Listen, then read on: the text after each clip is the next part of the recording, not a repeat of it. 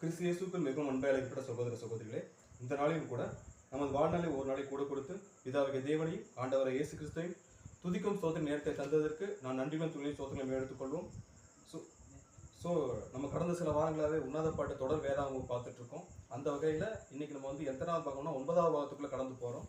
So last week நம்ம என்ன subject பார்த்தோம் அப்படின்னா, நீ பூரண ரூபவதி அப்படிங்கிற தலைப்பின் கீழே ஒரு சில காரியங்களை பார்த்தோம்.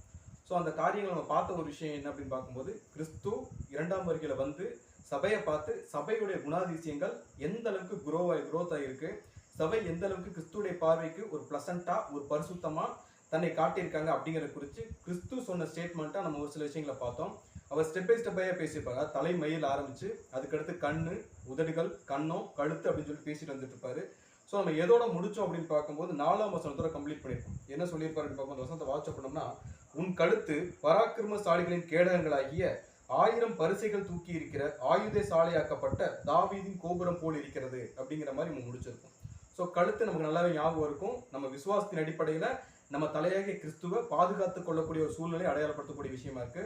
ஸோ அதுலேயும் சபை ரொம்ப ஸ்ட்ராங்காக இருக்கு அப்படிங்கிற சர்டிஃபிகேட் எனக்கு யார் கொடுத்துருக்கா அப்படிங்கும்போது ஆண்டவராகிய இயேசு கிறிஸ்து கொடுத்துருக்கிறார் அப்படின்னு பார்த்துப்போம்.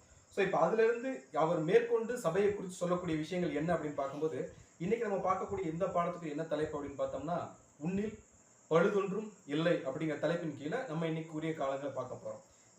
இந்த தலைப்பே வந்து கொஞ்சம் ஒரு டிஃபிகல்ட்டான ஒரு தலைப்பு. நம்மள்கிட்ட பழுது இருக்கா இல்லையான்னு ஒரு கேள்வி கேட்டோம்னா கண்டிப்பாக நம்ம எல்லா டைம் பழுது இருக்கும். பட் இந்த சப்ஜெக்ட்டுக்கு எந்த தலைப்பு வச்சோம் அப்படிங்கிறத நம்ம பின்னாடி பார்த்துட்டே வந்துடலாம். ஸோ நம்ம வாட்சலாம் உன்னத பாட்டு 4வது அதிகாரம் 5ஆம் வசனம். உன்னத பாட்டு 4வது அதிகாரம் 5ஆம் வசனம் வாசிக்கலாம். உன் 2 ஸ்தனங்களும் லீலி புஷ்பங்களில் மேயும் வெளிமானின் இரட்டை குட்டிகளுக்கு சமானம். ஸோ இங்கே என்ன சொல்லியிருக்காரு அப்படின்னு பார்க்கும்போது, உன் 2 ஸ்தனங்களும் லீலி புஷ்பங்களில் மேயும் இரட்டை குட்டிகளுக்கு என்னங்களாமோ அது சமானம் அப்படின்ற மாதிரி சொல்லியிருக்காங்க. ஸோ இந்த 2 ஸ்தனங்கள் அப்படிங்கிற வார்த்தையை குறித்து நம்ம இதுக்கு முன்னாடியே ஒரு வசனம் பார்த்துருக்கோம். எங்கே பார்த்துருப்போம்னா, உன்னத பாட்டு 1வது அதிகாரம் 13ஆம் வசனத்தில் வாசிக்கும் போது, என் நேசர் எனக்கு என் ஸ்தனங்களின் நடுவிலே தங்கும் வெள்ளை போல செண்டு. ஸோ ஸ்தனங்கள்லாம் நமக்கு தெரியும், ஒரு குழந்தைக்கு பால் கொடுக்கறதுக்காக, அந்த குழந்தைக்கு ஜீவாதாரத்தை கொடுக்கறதுக்காக பிரத்யேகமாக தேவன் கொடுத்த ஒரு உறுப்பு அப்படிங்கிறது, ஒரு பகுதி அப்படிங்கிறது நம்ம எல்லாருக்குமே எல்லாமே தெரியும். ஸோ அந்த பகுதி முழுக்க முழுக்க யாருக்கு மட்டும்தான் சொந்தமான ஒரு விஷயம் அப்படின்னு பார்க்கும்போது, அந்த குழந்தைக்குரிய ஒரு முக்கியமான ஒரு விஷயமா இருக்கு அப்படின்னு நம்ம பார்த்துருப்போம். ஸோ அந்த வசனத்துல அந்த அம்மா சொல்ல வர விஷயம் என்னன்னா, என்னுடைய மார்புக்கு மத்தியில் அதான் நெஞ்சுக்கூடு, அதுக்கு நடுவில் என்னன்னா இதயம் இருக்கும். என் இதயம் மொத்தமே யார் தான் இருக்கிறது அப்படின்னு பார்க்கும்போது ஆண்டவராகிய இயேசு கிறிஸ்து தான் இருக்கிறாரு. அதுல ஒரு வெள்ளை போல செண்டு மாதிரி இருக்கிறாரு அப்படிங்கிற விஷயத்தை அங்க யார் சொல்லியிருக்கா அப்படின்னு பார்க்கும்போது சபை சொல்லியிருப்பாங்க. இங்க இவர் என்ன சொல்றாரு, அதாவது ஆண்டவர் இயேசு கிறிஸ்து இங்க என்ன சொல்றாருன்னா, உன் 2 ஸ்தனங்களும் லீலி புஷ்பங்களில் மேயும் இரட்டை குட்டிகளுக்கு சமானம் அப்படிங்கிறார். ஸோ ஏன் இந்த விஷயத்தை இப்படி சொல்றாரு அப்படின்னு பார்க்கும்போது, அந்த ஸ்தனங்களை குறித்து கிறிஸ்து சொல்லும் போது இவ்வளவு இன்டெப்தா போய் ஒரு சில விஷயங்களை கிறிஸ்து பேசணுமா, இவ்வளவு டீட்டெயில், அதாவது தலைமுடியில் ஆரம்பிச்சு அடுத்து கண்ணு, வாய், உதடு, வாய், பற்கள், கண்ணம், கழுத்துன்னு சொல்லி இப்படி ஸ்டெப் பை ஸ்டெப் பையா கிறிஸ்து இந்த விஷயத்த சொல்லியே ஆகணுமா அப்படின்னு பார்க்கும்போது நமக்கு ஒரு விஷயம் நல்லாவே தெரியும். இந்த சரீரம் அப்படிங்கிறது யாருக்கு சொந்தமான சரீரம் அப்படின்னு பார்க்கும்போது ஆண்டவராகிய இயேசு கிறிஸ்து. நிழல்ல பார்த்தோம்னா கணவன் மனைவி அப்படின்னு 2 பேரும் எடுத்துக்கிட்டா கூட, மனைவியின் சரீரத்துக்கு யார் தான் உரிமையாளர் அப்படின்னா கணவன், கணவனுடைய சரீரத்துக்கு யார் தான் உரிமையாளர் அப்படின்னா மனைவி அப்படிங்கிற பட்சத்துல, ஸோ ஒரு மனைவியை பத்தியோ ஒரு கணவனை பத்தியோ A to Z தெரிஞ்சிருக்க வேண்டிய அவசியம் இங்க யாருக்கு இருக்கு அப்படின்னு பார்க்கும்போது கணவனுக்கு இல்ல மனைவிக்கு இருக்கு. இங்க யாருக்கு தெரிஞ்சுக்கன்னா, கிறிஸ்துவுக்கு தன்னுடைய சபையை பத்தி டோட்டலாவே யாருக்கு தெரியும், கிறிஸ்துவுக்கு தெரியும் அப்படிங்கிறத இங்க பதிவு பண்றதுக்காக எத்தனை பதிவுகள். இதுல இன்னொரு இன்ட்ரெஸ்டிங் ஃபேக்ட் என்னன்னா, இந்த அளவுக்கு டீட்டெயிலிங்கா இன்டெப்தா உள்ள போகணுமா அப்படின்னு பார்க்கும்போது, இந்த வசனம் சொல்லக்கூடிய இந்த ஒரு பகுதி இல்ல இந்த ஒரு பார்ட்டானது எதுக்கு சொந்தமானது அப்படின்னு பார்க்கும்போது, இந்த பகுதி, அதாவது 2 ஸ்தனங்கள் சொல்லக்கூடிய இந்த ஒரு விஷயம் யாருக்கு மட்டுமே இந்த உலகத்துல சொந்தமானது அப்படின்னா 2 பேருக்கு மட்டும்தான். ஒண்ணு அந்த அம்மாவுடைய குழந்தை. காரணம் என்னன்னா, அந்த ஃபுட்டு அந்த குழந்தைக்கு எங்க இருக்குன்னா அந்த இடத்துல தான் கிடைக்குது. ஸோ அந்த குழந்தைக்கு முழு உரிமையும் இருக்கக்கூடிய ஒரு பகுதி அந்த ஒரு பகுதி. இன்னொன்று தன்னுடைய சரீரத்திற்கே சொந்தக்காரரான அந்த மணவாளனுக்கு உரிய ஒரு பகுதி. ஸோ அதை பத்தி பேசுறதுக்கான ரைட்ஸ் யாருக்கு மட்டும்தான் இருக்கு. ஸோ இதையே நம்மள்கிட்ட பேசிட்டு இருக்கிறாரு அப்படின்னு பார்க்குறது, நம்மளும் எதுக்கு அழைக்கப்பட்டிருக்கோம், மனவாட்டியாகத்தான். ஸோ அவர் சொல்ல ஒரு விஷயம் என்னன்னா, உன் மனசுக்குள்ள வரைக்கும் இங்க யார் இருக்கிறது யாருக்கு நல்லா தெரியும். ஸோ அந்த ஸ்தனங்களை குறித்து அவர் என்ன சொல்றாருன்னா, உன் 2 ஸ்தனங்களும் லீலி புஷ்பங்களில் மேயும் வெள்ளை போல செண்டு அப்படிங்கிற. ஸோ 2 ஸ்தலங்கள் நமக்கு நல்லாவே தெரியும், விசுவாசத்தையும் அன்பையும் அடிப்படையாக கொண்ட ஒரு சில விஷயங்கள். ஸோ விசுவாசம் அப்படின்னா கிறிஸ்துவின் மேல சபை வைத்திருக்கக்கூடிய ஒரு விசுவாசம். பட் அந்த ஸ்தனங்களை எதுக்கு கம்பேர் பண்றாருன்னா, லீலி புஷ்பங்களின் மேல் மேயும் இரட்டை குட்டிகளுக்கு அது சமானமாய் இருக்கிறது அப்படிங்கிறார். ஸோ லீலி புஷ்பங்கள் மேயும்னா நமக்கு தெரியும் மான்களை இங்க எதை அடையாளப்படுத்துவோம்னா சத்தியத்துல வளரக்கூடிய நிலைமையில் இருக்கக்கூடிய சபை மக்களை அடையாளப்படுத்தக்கூடிய விஷயமா இருக்கு. ஸோ லீலி புஷ்பம் எதை அடையாளப்படுத்தும் அப்படின்னு பார்த்தோம்னா உண்மையான சத்திய வசனங்கள், அதாவது பரிசுத்தமான சத்திய வசனங்கள்.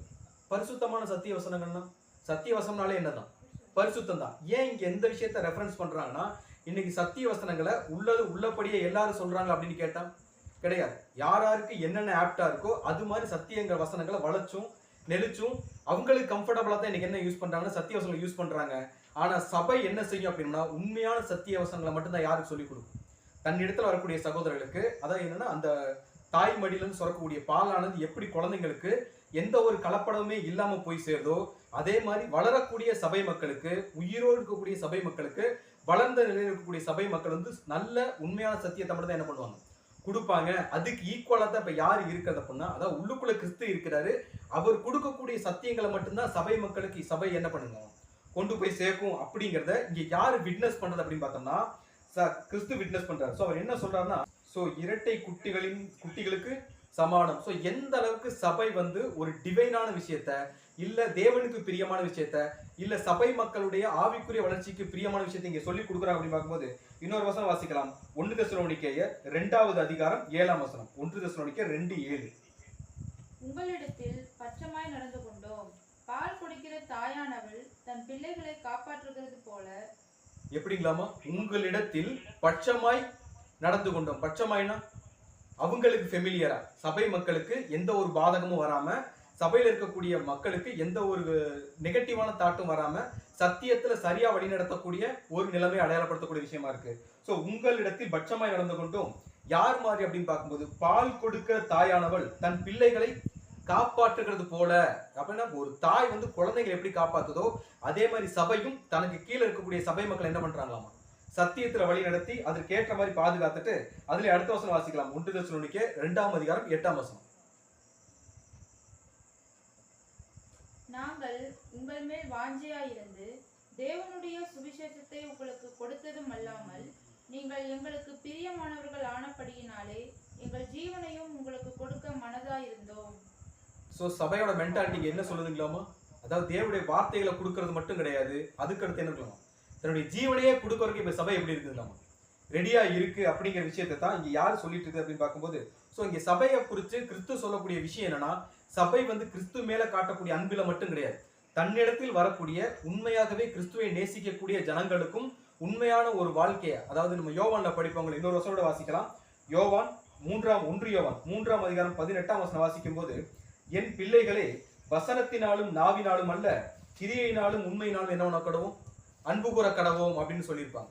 சோ இங்க சொல்லக்கூடிய விஷயம் என்னங்கிறது சபை அப்படின்னு வந்துட்டோம்னா நம்ம வந்து வசனத்தை சொல்றதுனாலயோ நாவல பேசுறதுனாலயோ நம்ம இங்க என்ன முக்கியம் கிடையாது பிரச்சனை. சோ வசனத்தை சொல்றதுனாலயோ நம்ம நாவல பேசுறதுனாலயோ இங்க வந்து அது மட்டும் முக்கியம் கிடையாது. நம்ம எதிரே அன்பு கூறங்களாமா உண்மையினாலும் கிரியையினாலும் என்ன பண்ணுங்களாமா அன்பு கூற கடவும் அப்படின்னு சொல்லியிருக்கோம். ஸோ அந்த அளவுக்கு ஒரு உண்மையான தேவனுக்கு பிரியமான ஒரு வாழ்க்கையை தான் இங்க யாரும் வாழ்ந்துங்களாமா சபை வாழணும். ஸோ அதுக்காகத்தான் யார் அழைக்கப்பட்டிருக்கு அப்படின்னு பார்க்கும்போது சபை இங்க என்ன பண்ணிருக்காங்கன்னா அழைக்கப்பட்டிருக்காங்க. ஸோ அந்த ஒரு வாழ்க்கையை சபை இங்க யார்கிட்ட வாழ்ந்து காட்டிட்டு இருக்கு அப்படின் போது தனக்கு கீழே இருக்கக்கூடிய சபை மக்களுக்கு வசனத்தினாலும் நாவினாலும் மட்டுமல்ல கிரியையிலும் உண்மையிலும் தங்களுடைய ஜீவ வாழ்க்கையை என்ன பண்றாங்கன்னா வாழ்ந்து காட்டிட்டு இருக்கிறாங்க. ஸோ இந்த ஒரு பாடுகளுக்கு மத்தியில் இருக்க சபை இங்க யார் கண்ணுக்கு தெரியுதுன்னா கிறிஸ்துடைய கண்ணுக்கு தெரியுது. ஸோ அவங்களுடைய பாடுகளையும் கிறிஸ்து இருக்கக்கூடிய நிலைமையை குறித்து கிறிஸ்து என்ன சொல்ற அப்படின்னு பார்க்கும்போது உன்னத பாட்டுல ஒரு வசனம் வாசிக்கலாம். பாட்டு 4:6.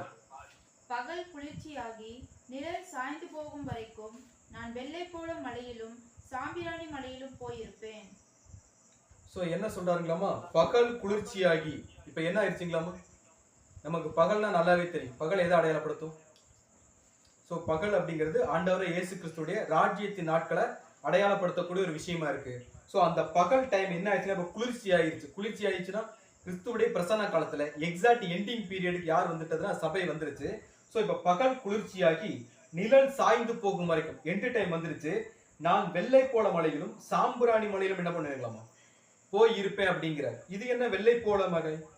நமக்கு வெள்ளை போலம் நம்ம பார்த்துருப்போம். வெள்ளை போலம் எதை அடையாளப்படுத்தும்? ஒரு கசப்பான ஒரு பொருள், அதிகமான மருத்துவ குணங்கள் நிரம்பிய ஒரு பொருள், அதிகமான வாசனை நிரம்பிய ஒரு பொருள். சோ இந்த வெள்ளை போலத்தை கசப்புனால எதுனா பாடுகளுக்கு மத்தியில சபை வந்து ஒரு வாசனையை வீசக்கூடிய நிலைமை. ஆனா இந்த வசனம் என்ன சொல்லுதுன்னா, பகல் குளிர்ச்சியாகி நிழல் சாய்ந்து போர் வரைக்கும் நான் வெள்ளை போல மலையிலும் சாம்பிராணி மலையிலும் நான் இருப்பேங்கிறார். இப்ப இந்த வெள்ளை போல மலையில யார் இருக்கிறதா சொல்லி இருக்கிறது? வெள்ளை போல மலையில இங்க யார் இருக்கிறது? கிறிஸ்து இருக்கிறார். நியாயப்படி இந்த இடத்துல யார் இருக்கணும்? இப்ப ராஜ்யத்துல நடுவுல நம்ம இருக்கிறோம் அப்படின்னா, ராஜ்யத்தோட எண்டு டைம் வந்துருச்சு அப்படிங்கிற பட்சத்துல இப்ப நம்ம தான் எதுக்குள்ள இருக்கணும்? பாடுகளுக்குள்ள இருக்கணும். ஆனா கிறிஸ்து என்ன சொல்லி இருக்கிறாரு? நான் எதுக்குள்ள இருக்கிறேன்? நான் பாடுகளுக்கு நடுவுல நான் இருக்கிறேன்றாரு. இப்ப உண்மையிலே கிறிஸ்து இப்ப பாடுகளுக்கு நடுவுல இருக்கிறாரா அப்படின்னு ஒரு கேள்வி கேட்டோம்னா என்ன பதில் சொல்லலாம்? சோ கிறிஸ்து இப்ப ஆக்சுவலா பாடுகளுக்கு நடுவுல, ஏன்னா இப்ப யாரா வந்திருக்கிறது? ராஜாவா வந்திருக்கிறார். மணவாட்டிக்குரிய மணவாளனா வந்திருக்கிறாரு. எல்லா அத்தாரிட்டி உள்ள ஒரு கேரக்டரா யார் வந்திருக்கிறதுனா கிறிஸ்து வந்திருக்கா அப்படிங்கிற பட்சத்துல இப்ப கிறிஸ்துவுக்கு பாடு இருக்குமான்னு கேட்டா கிறிஸ்துவுக்கு பாடு இல்லை. ஏன்னா எல்லாத்தையும் எஸ்டாப்ளிஷ் பண்ண வேண்டிய, நிறைவேற்றி தீர வேண்டிய பொறுப்பு தான் இங்க யாருக்கு இருக்கு அப்படின்னா ஆண்டவராகிய. ஆனா சபைக்கு தான் பாடு. ஆனா இந்த இடத்துல கிறிஸ்து என்ன சொல்றாருன்னா, பகல் குளிர்ச்சியாகி நிழல் சாய்ந்து போகும் வரைக்கும் வெள்ளை போல மலையிலும் சாம்பிராணி மலையிலும் மேல இருப்பேன் அப்படின்னு சொல்லியிருக்கிறேன்னா, அப்ப இங்க கிறிஸ்துவுக்கு என்ன இருக்குங்கிறார்? பாடு இருக்குங்கிறார். சோ ஏன் இந்த வார்த்தையை இங்க ஆண்டவரே இயேசு கிறிஸ்து பதிவு பண்ணிருக்கா அப்படின்னு பார்க்கும்போது, இங்க அவர் என்ன சொல்றாருன்னா, இப்ப நம்ம யாரு கிறிஸ்துவுக்கு? மனவாட்டி அல்லது சரீரம். கிறிஸ்து நமக்கு யாரு? தலை. சோ சரீரத்துக்கு ஒரு பெயின் இருக்கு அப்படின்னா அது யாருக்குரிய பெயின்? சோ அவர் என்ன சொல்றாருன்னா, நம்மளுடைய பாடுகளை, நம்மளுடைய கஷ்டங்களை இப்ப யாரு கன்சிடர் பண்றது? அவருடைய பாடுகளா? கிறிஸ்து தன்னுடைய பாடுகளை என்ன பண்றாரு? நம்ம படிச்சிருப்போம். உங்களுடைய நுகத்தை என்ன கொடுங்க, ஏன்ட்ட கொடுத்துருங்க, அதை நான் வாங்கி வச்சுக்கிறேன், ஏன்னா அது ரொம்ப கனமா இருக்கு. என்னுடைய நுகத்தை நீங்க என்ன பண்ணுங்க, வாங்கி வச்சுக்க சொல்றாரு. சோ அந்த ஒரு விஷயத்தை என்ன சொல்றாருன்னா, சபையுடைய பாடுகளை தன்னுடைய பாடுகளை கன்சிடர் பண்ணி சபையுடைய பாடுகளை குறைக்கக்கூடிய நடவடிக்கை யார் பண்ணிட்டு இருக்காங்கன்னா அவங்களை ப்ரொடெக்ட் பண்றது, அவங்களை பாதுகாத்து. நம்ம யோவான் 17 படிச்சிருப்போம். அதாவது நான் வந்து உங்கள் இடத்துல வரப்போறேன். அவர் பண்ணின பிரேயர்ல கடைசி பிரேயர் பண்ணிருப்பார். நான் வந்து உங்கள்கிட்ட வரப்போறேன். இனிமேல் இங்க எப்படி இருக்க போறாங்க? இங்க தனியா இருக்க போறாங்க. 12 சீஷர்களும் கிறிஸ்துடைய மரணத்துக்கு அப்புறம் தனியா இருக்க போறாங்க. இவங்க இந்த உலகத்திலிருந்து எடுத்துக்கொள்ளும்படி நான் வேண்டிக் கொள்ளாமல் என்னை எப்படி ப்ரொடெக்ட் பண்ணீங்களோ அதே மாதிரி யாரையும் பாதுகாத்துக்கணும். சோ அந்த பாதுகாப்புக்குரிய காரியங்களை இங்க யாரு பண்ணிட்டு இருக்க அப்படின்னு பார்க்கும்போது கிறிஸ்துவ என்ன பண்ணிட்டு இருக்காரு. சோ நம்முடைய பாடுகளை அவர் எப்படி ஏத்துக்கிறாரு, நம்முடைய பாடுகளை அவர் எப்படி தன்னுடைய பாடுகளை இங்க பாக்குறாரு அப்படின்னு பார்த்தோம்னா இன்னொரு வசனம் கூட வாசிக்கலாம். 1 பேதுரு 2வது அதிகாரம் 24வது வசனம். சோ என்ன சொல்லியிருக்காங்களாமா, நாம் பாவங்களுக்கு செத்து நீதிக்கு பிழைத்திருக்கும்படி அவர் தாமே, யாருடைய பாவத்துக்காக? நம்முடைய பாவத்துக்காக அவர் செத்து நம்முடைய பாவங்களை எதுல சுமந்திருக்காருங்களாமா? சிலுவை மேல சுமந்திருக்காரு அப்படின்னா இன்னைக்கு வரைக்கும் நம்ம பண்ணுடைய பாவங்களுக்கு யார் தான் பரிகாரியா இருக்கிறது? சோ இப்ப அவருமே எதுக்குள்ளதான் இருக்கிறாருங்களாமா? ஒரு பாடுகள். சோ சபை பாடுகள் இருக்கிற வரைக்கும் அந்த பாடு யாருக்கு அப்ளை ஆகும்?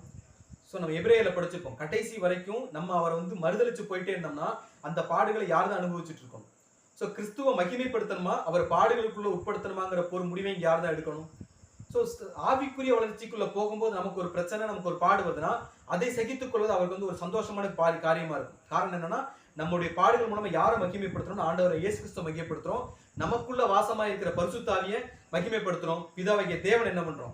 மகிமைப்படுத்துறோம். ஆனா உலக பிரகாரமான காரியங்களுக்குள்ள பாடுபட்டோம்னா அது யாரை கனவீனப்படுத்துற மாதிரி ஆயிரும் அப்படின்னு பார்க்கும்போது பிதாவாகிய தேவனையும் சரி ஆண்டவரை இயேசு கிறிஸ்துவும் சரி ஒரு கனவீனப்படுத்துற மாதிரியான ஒரு சூழ்நிலைக்குள்ள மாறிடும். ஆனா கிறிஸ்து என்ன சொல்றாருன்னா, இப்ப பகல் குளிர்ச்சி ஆயிடுச்சு, அதாவது எண்டு டைம் வந்துருச்சு, ராஜ்யத்தோட எண்டு டைம் வந்துருச்சு, நிலவு வரப்போகுது. அதாவது ஒரு பாடுகளுக்குள்ள ஒரு உபத்திரவ காலம் வரப்போகுது, அதுக்குள்ள சபை ரெடி ஆகிரும்.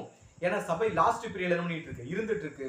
சோ அந்த உபத்திரவ காலத்துல இருக்க சபையுடைய பாடுகள்ல இப்ப யாருடைய பங்கு இருக்கு? அந்த பங்கை நானே எடுத்துக்கிறேன். அந்த கோர்ஸ சபை முடிச்சிருச்சுன்னா சபை ஆட்ட வந்து சேர்ந்துரும். சபை ஆட்ட வந்து சேர்ந்துரும், ஏன்ட்ட வந்து சேர்ந்துரும். அதை அவர் எப்படி சொல்லி முடிக்கிறார் அப்படின்னு பார்க்கும்போது 1 பேதுரு 1வது அதிகாரம் 6ஆம் வசனம். 1 பேதுரு 1:6. இதிலே நீங்கள் மிகவும் சந்தோஷப்படுகிறீர்கள் என்றாலும் துன்பப்பட வேண்டியது அவசியமானதால் இப்பொழுது கொஞ்ச காலம் பலவிதமான சோதனைகளினாலே துக்கப்படுகிறீர்கள். சோ கிறிஸ்து நமக்காக வந்துட்டு இருக்கிறாரு, கிறிஸ்து நம்மளை பார்த்துட்டு இருக்கிறாரு அப்படிங்கிற விஷயம் நமக்கு சந்தோஷமா இருந்தாலுமே கூட கடைசி காலத்துல நம்ம இருக்கக்கூடிய அந்த கலைகளை புடுங்கி போடுறதுக்கு கொஞ்சம் பாடுகள் நமக்கு என்னதுங்களாமா ரொம்ப அவசியம். பட் அந்த பாடுகளை நம்ம கூடவே யாரு கூடவே டிராவல் பண்ண போறது? ஆண்டவராகிய இயேசு கிறிஸ்துவை நம்ம கூடவே டிராவல் பண்ண போறோம். ஸோ ஒரு குடும்பம்னு இருந்துச்சுன்னா ஒரு கணவனுக்கு ஒரு பிரச்சனைனா கூடவே யாரும் டிராவல் பண்ணியாகணும்? மனைவி டிராவல் பண்ணியாகணும். ஒரு மனைவிக்கு ஒரு பிரச்சனைனா கணவனுக்கு கூடவே என்ன பண்ணியாகணும்? ஸோ குறை நிறைகள்ல வந்து எப்படி ஒற்றுமையா இருக்கணும் அப்படிங்கிறது யார்கிட்ட தான் பார்க்கணும் அப்படிங்கும்போது ஆண்டவரை இயேசு கிறிஸ்துவும் மனவாட்டிக்குரிய ஒற்றுமை தான் இங்க யாருக்கு இருக்கணும் அப்படின்னு பார்க்கும்போது சபையில இருக்கக்கூடிய மக்களுக்கு இருக்கணும். ஸோ எந்த ஒரு சூழ்நிலையுமே சபையை விட்டு கொடுக்க கூடாது. சபை பாடுகளுக்குள்ள இருந்தாலுமே கிறிஸ்து என்ன பண்றாரு? கூட இருக்கிறாரு. சபை சந்தோஷத்துல இருந்தாலும் கிறிஸ்து என்ன பண்ணுவார்? எந்த சூழ்நிலையுமே சபையை கடவுள் கிறிஸ்து என்ன பண்ண மாட்டாரு? விட்டு கொடுக்கவே மாட்டார் அப்படிங்கிற ஸ்டாண்டர்ட்ல யார் பேசிட்டு இருக்காரு? அவர் பேசிட்டு இருக்கிறாரு. சோ எதற்கு நமக்கு இந்த அளவுக்கு பாடுகள் அவசியமா? கிறிஸ்துவுடைய ராஜ்யத்துல இருக்கிறோம். கிறிஸ்துவுடைய ராஜ்யத்துல இருந்துமே கூட, கிறிஸ்து கூட இருந்துமே கூட, கிறிஸ்துவுக்கு மனவாட்டி ஆக போறோங்கிற தகுதி வந்துமே கூட, கிறிஸ்து நமக்கு சர்டிபிகேட் கொடுத்திருக்காரு. தலையில இருந்து மார்பு வரைக்குமே பர்ஃபெக்ஷன் இப்ப யார் இருக்கிறது? சபை இருக்குதுன்னு இவ்வளவு சர்டிபிகேட் கொடுத்துமே கூட சபைக்கு இவ்வளவு பாடுகள் அவசியமா அப்படின்னு ஒரு கேள்வி கேட்டா இன்னொரு வசனம் கூட வாசிக்கலாம். 1 பேதுரு 1வது அதிகாரம் 7ஆம் வசனம். 1 பேதுரு 1:7. அழிந்து போகிற பொன் அக்கினியினாலே சோதிக்கப்படும். அதை பார்க்கிலும் அதிக விலையேற பெற்றதா இருக்கிற உங்கள் விசுவாசம் சோதிக்கப்பட்டு இயேசு கிறிஸ்து வெளிப்படும் போது உங்களுக்கு புகழ்ச்சியும் கனமும் மகிமையும் உண்டாக காணப்படும். சோ கிறிஸ்து வெளிப்படும் போது ஒரு கனமான ஒரு சூழ்நிலை கிறிஸ்துவை கனப்படுத்தக்கூடிய ஒரு சூழ்நிலை, நமக்கு மகிமையா இருக்கக்கூடிய சூழ்நிலை, கிறிஸ்துவுக்கு உண்மையிலே நம்ம தான் மனவாட்டி அப்படிங்கிற சூழ்நிலை வரணும் அப்படின்னா சாதாரண ஒரு பொண்ணுக்கு இருக்கிற சோதனை விட, பொண்ணுனா கோல்டு, ஸோ அழிந்த போற பொண்ணுக்கு இருக்கக்கூடிய சோதனை விட நம்முடைய விசுவாசம் பூரணப்படுறதுக்கு நமக்கு அதிகமான என்ன தேவைப்படுதுங்களாமா? ஒரு பரீட்சை, ஒரு சோதனை என்னப்படுது நமக்கு அவசியமா இருக்குங்கிறதுனாலதான் இந்த சோதனை யார் இங்க நமக்கு கொடுத்துட்டு இருக்கிறதுனா அனுமதிச்சுட்டு இருக்க கொடுத்துட்டு இருக்கா அப்படிங்கிற விட நம்மளை பக்குவப்படுத்திக் கொள்வதற்கு, நாம் பொன்னாக விளங்குவதற்கு நம்மளுக்கு சோதனைகள் மூலம் யார் நம்மளை பக்குவப்படுத்துறதுன்னு ஆண்டவராகிய இயேசு கிறிஸ்து பக்குவப்படுத்துறாரு. பட் அந்த சோதனைகள் மத்தியில கூட நம்ம கூட யார் டிராவல் பண்ணிட்டு இருக்கிறது? அவருமே நம்ம கூட என்ன பண்ணிட்டு இருக்கிறாங்கம்மா? டிராவல் பண்ணிட்டு இருக்கிற அப்படின்னு பாக்குறோம். சோ எந்த அளவுக்கு அப்படின்னு பார்க்கும்போது அதிலே 1 பேதுரு 4வது அதிகாரம் 13ஆம் வசனம். கிறிஸ்துவின் மகிமை வெளிப்படும் போது நீங்கள் களிகூர்ந்து மகிழும்படியாக அவருடைய பாடுகளுக்கு நீங்கள் பங்காளிகளானதால் சந்தோஷப்படுங்கள். சோ நம்ம என்ன பண்ணலாமா? நமக்கு வரக்கூடிய பாடுகளை குறித்து இங்க கவலைப்படுறதுக்கு யார் வரல? சோ ஏன்னா நம்ம கூட யார் இருக்கிறது? இங்க கிறிஸ்துவ இருக்கிறார். சோ அவருடைய பாடுகளுக்கு நீங்கள் பங்காளிகளானதால் என்ன பண்ணுங்க? நீங்க சந்தோஷப்படுங்க அப்படிங்கிறார். சோ இந்த சந்தோஷம் சபைக்கு என்ன வருதோ, எந்த சந்தோஷம்? கிறிஸ்துவின் நிமித்தம் வரக்கூடிய பாடுகளை சபை என்ன பண்ணணும்? சகிச்சுக்கணும், ஏற்றுக்கணும். அதுல யாரையுமே பிளேம் பண்றதோ, யாரையும் குற்றப்படுத்துறதோ, எனக்கு இப்படி ஒரு பாடுகள் வந்துருச்சு, எனக்கு இப்படி ஒரு கஷ்டங்கள் வந்துருச்சு அப்படின்னு சொல்லி வருத்தப்படுறது யார் செய்யக்கூடாது? சபை பண்ணக்கூடாது. சோ இதை என்னைக்கு சபை சந்தோஷமா ஏத்துக்குதோ, நம்மளை தேவன் சுத்தப்படுத்தும் போது அதனால வரக்கூடிய அந்த பாடுகளை சபை என்னைக்கு சந்தோஷமா சகிக்குதோ, அன்னைக்கு சபை கிறிஸ்துவுடைய பார்வைக்கு எப்படி தெரியும் அப்படின்னு பார்க்கும்போது உன்னத பாட்டு 4வது அதிகாரம் 7ஆம் வசனம். உன்னத பாட்டு 4:7. என் பிரியமே, நீ பூரண ரூபவதி, உன்னில் பழுதொன்றும் இல்லை. என்ன சொல்லிட்டாங்களாமா? என் பிரியமே, நீ எப்படி இருக்கிற? பூரண ரூபவதி, உன்னில் என்ன இல்லைங்களாமா? பழுதொன்றும் இல்லை. சோ தலையில இருந்து மார்பு வரைக்கும். சோ நம்ம முதல்ல பார்த்தோம், ஏன் இவ்வளவு ஸ்டெப் பை ஸ்டெப்பையா பார்ட் பை பார்ட்டா வர்ணிக்கிறாரு? யாரு? மனவாட்டியை. ஏன் வர்ணிக்கிறார்னா இது யாருடைய சரீரம்? அவரோட சரீரம். இங்க நம்ம இத்தனை பேர் இருக்கிறோம்ல, நம்ம ஒரு சிலருக்கு இந்த வசனங்களை படிக்கும் கொஞ்சம் கில்ட் மாதிரி ஒரு ஃபீல் ஆகும். காரணம் என்ன? நம்ம உலகத்துல இருந்து இந்த வசனங்களை படிக்கிறதுனால. பட் கிறிஸ்துவுக்குள்ள இருந்து படிச்சோம் அப்படின்னா நம்ம படிச்சிருப்போம். ஏன் ஒவ்வொரு பகுதியா வர்ணிக்கணும்? மொத்தமா சொல்லிட்டு போயதுனால சபை எப்படித்தான் இருக்கு? இப்ப இந்த 7ஆம் வசனத்தை 1ஆம் வசனமா கொண்டு வந்து வச்சிருக்காங்க. என்ன வசனம்? என் பிரியமே, நீ பூரண ரூபவதி. அப்படினால என்ன அர்த்தம் தான்? டாப் டு பாட்டம், தலையில இருந்து கால் வரைக்கும் பர்ஃபெக்ஷன் கரெக்டா இருக்கிற அப்படிங்கிற விஷயம் தானே. இந்த 7வது வசனத்தை 1வது வசனத்தாவ கொண்டு வந்து வச்சிருந்தாருன்னா இந்த 7 வசனங்கள் தேவையே இல்லை. கரெக்ட் தானே? இவ்வளவு டிஸ்கிரிப்ஷன் இந்த அளவுக்கு எலாபரேட் பண்ணி சொல்லணும் அப்படிங்கிற அவசியம் யாருக்கு இல்ல? கிறிஸ்துவுக்கு இல்ல. இந்த அளவுக்கு ஏன் தலையில முடியில இருந்து, கண்ணுல இருந்து, வாயில இருந்து, பல்லுல இருந்து, கண்ணம், கழுத்து, மார்பு வரைக்கும் ஸ்டெப் பை ஸ்டெப்பையா வர்ணிக்க வேண்டிய அவசியம் என்னன்னா, இந்த ஒவ்வொரு பார்ட்டும் யார் அடையாளப்படுத்தும்? இந்த ஒவ்வொரு பார்ட்டும் யார் அடையாளப்படுத்தும்? சபை அடையாளப்படுத்தும். சபைங்கிறது ஒன்னான்னு கேட்டா நம்ம படிச்சிருப்போம். தனித்தனியே அவயங்களாகவும் கிறிஸ்துவுடைய சரீரத்தில் இணைந்த ஒரே சரீரமும் என்ன பண்றோம்? இருக்கிறோம். சோ ஒவ்வொரு பார்ட்டும் இங்க சபையில் இருக்கக்கூடிய ஒவ்வொரு மக்களுடைய அந்த தியாகத்தையுமே இங்க யார் நினைவு கூற ரெடியா இருக்கிறது? ஆனா உலகத்துல இருந்து பார்த்தா என்னடா இந்த மாதிரியான வசனங்கள் இருக்கு, ஆனா அவர் கிளியரா இருக்கிறார். இது ஒவ்வொன்றும் ஒரு சரீரத்தில் கூடிய பகுதியில் கிடையாது. இந்த சபை மக்கள் கிறிஸ்துவுடைய தலையாகிய சரீரத்துல இணையறதுக்காக ஒவ்வொரு அவயமா இவங்க என்ன பண்ணிருக்காங்க? ஒரு போட்டி போட்டுட்டு இருக்காங்க. ஒரு மிகப்பெரிய போராட்டம், நல்ல போராட்டத்தை போராடினேன், ஓட்டத்தை ஓடி முடித்தேன் அப்படின்னா அவங்களுக்கான ரெகக்னைசேஷன் இங்க யார் கொடுத்தாகணும்? சோ ஒவ்வொரு பார்ட்டும் அவருடைய சரீரத்துல இணையறதுக்கு எவ்வளவு எஃபோர்ட் எடுத்திருக்கு அப்படிங்கறத ஸ்டெப் பை ஸ்டெப்பையா இங்க யார் எக்ஸ்பிளனேஷன் கொடுத்துட்டு இருக்கு அப்படின்னா ஆண்டவராகிய இயேசு கிறிஸ்து. சோ என்னில இணைந்த இந்த சரீரம் வந்து ஒவ்வொன்றும் இந்த தலையில இணையறதுக்கு எவ்வளவு எஃபோர்ட் போட்டிருக்கு அப்படிங்கறதா இங்க சொல்லிட்டு கடைசியா முடிக்கக்கூடிய விஷயம் என்ன முடிக்கிறாருன்னா, என் பிரியமே, நீ பூரண ரூபவதி, உன்னில உனக்கு என்ன இல்லைங்களாமா? இப்ப நமக்கு ஒரு கேள்வி, நம்ம இந்த சப்ஜெக்டோட தலைப்பை என்ன வச்சோம்னா உன்னில் பழுதொன்றும் இல்லை அப்படின்னு அவர் சொல்லிட்டார். அதுல எந்த ஒரு மாற்று கருத்துமே கிடையாது. பட் சபையா இருக்கக்கூடிய நம்ம, இல்ல மனைவியா மாற முயற்சி பண்ணிட்டு இருக்க நம்ம, உண்மையில நம்மள பழுதொன்றும் இல்லை நம்மளால உறுதியா சொல்ல முடியுமா? சொல்ல முடியுமா? காரணம் என்னன்னா நமக்குள்ள பழுது இருக்கு. ஏன்னா பைபிளே நம்ம ஒரு விஷயம் சொல்லுது. ஒரு வசனம் கூட வாசிக்கலாம். 1 யோவான் 1வது அதிகாரம் 8ஆம் வசனம். 1 யோவான் 1:8. நமக்கு பாவமில்லை என்போமே ஆனால் நம்மை நாமே வஞ்சிக்கிறவர்களாய் இருப்போம், சத்தியம் நமக்குள் இராது. சோ பைபிள் நம்ம கிளியரா சொல்லிருச்சு. என்ன சொல்லிருச்சுன்னா, நமக்குள் பாவம் இல்லை என்போமானால் நம்மை நாமே, சோ நமக்குள்ள பழுது நம்ம என்ன பண்ண முடியாது, சொல்லவே முடியாது. ஆனா அவர் சொல்லியிருக்காரு. அவர் என்ன சொல்லியிருக்கிறாரு? உன்னில் என்ன இல்லை, ஒரு பழுதுமே இல்லை அப்படிங்கிறார். ஆனா பைபிள் என்ன சொல்றா, நீங்க எப்படித்தான் இருக்கிறீங்க? பாவிகள் தான். ஒருவேளை நீங்க நாம பாவமே இல்லை, நான் பண்றது தப்பே இல்லை, நான் நீதிமானான ஒரு வாழ்க்கை தான் வாழ்ந்துட்டு இருக்கேன் அப்படின்னு சொன்னோம்னா நமக்குள்ள என்ன இருக்காதுங்களாமா? நம்மை நாமே வஞ்சிக்கிறவர்களா இருப்போம். நமக்குள்ள என்ன இருக்காது?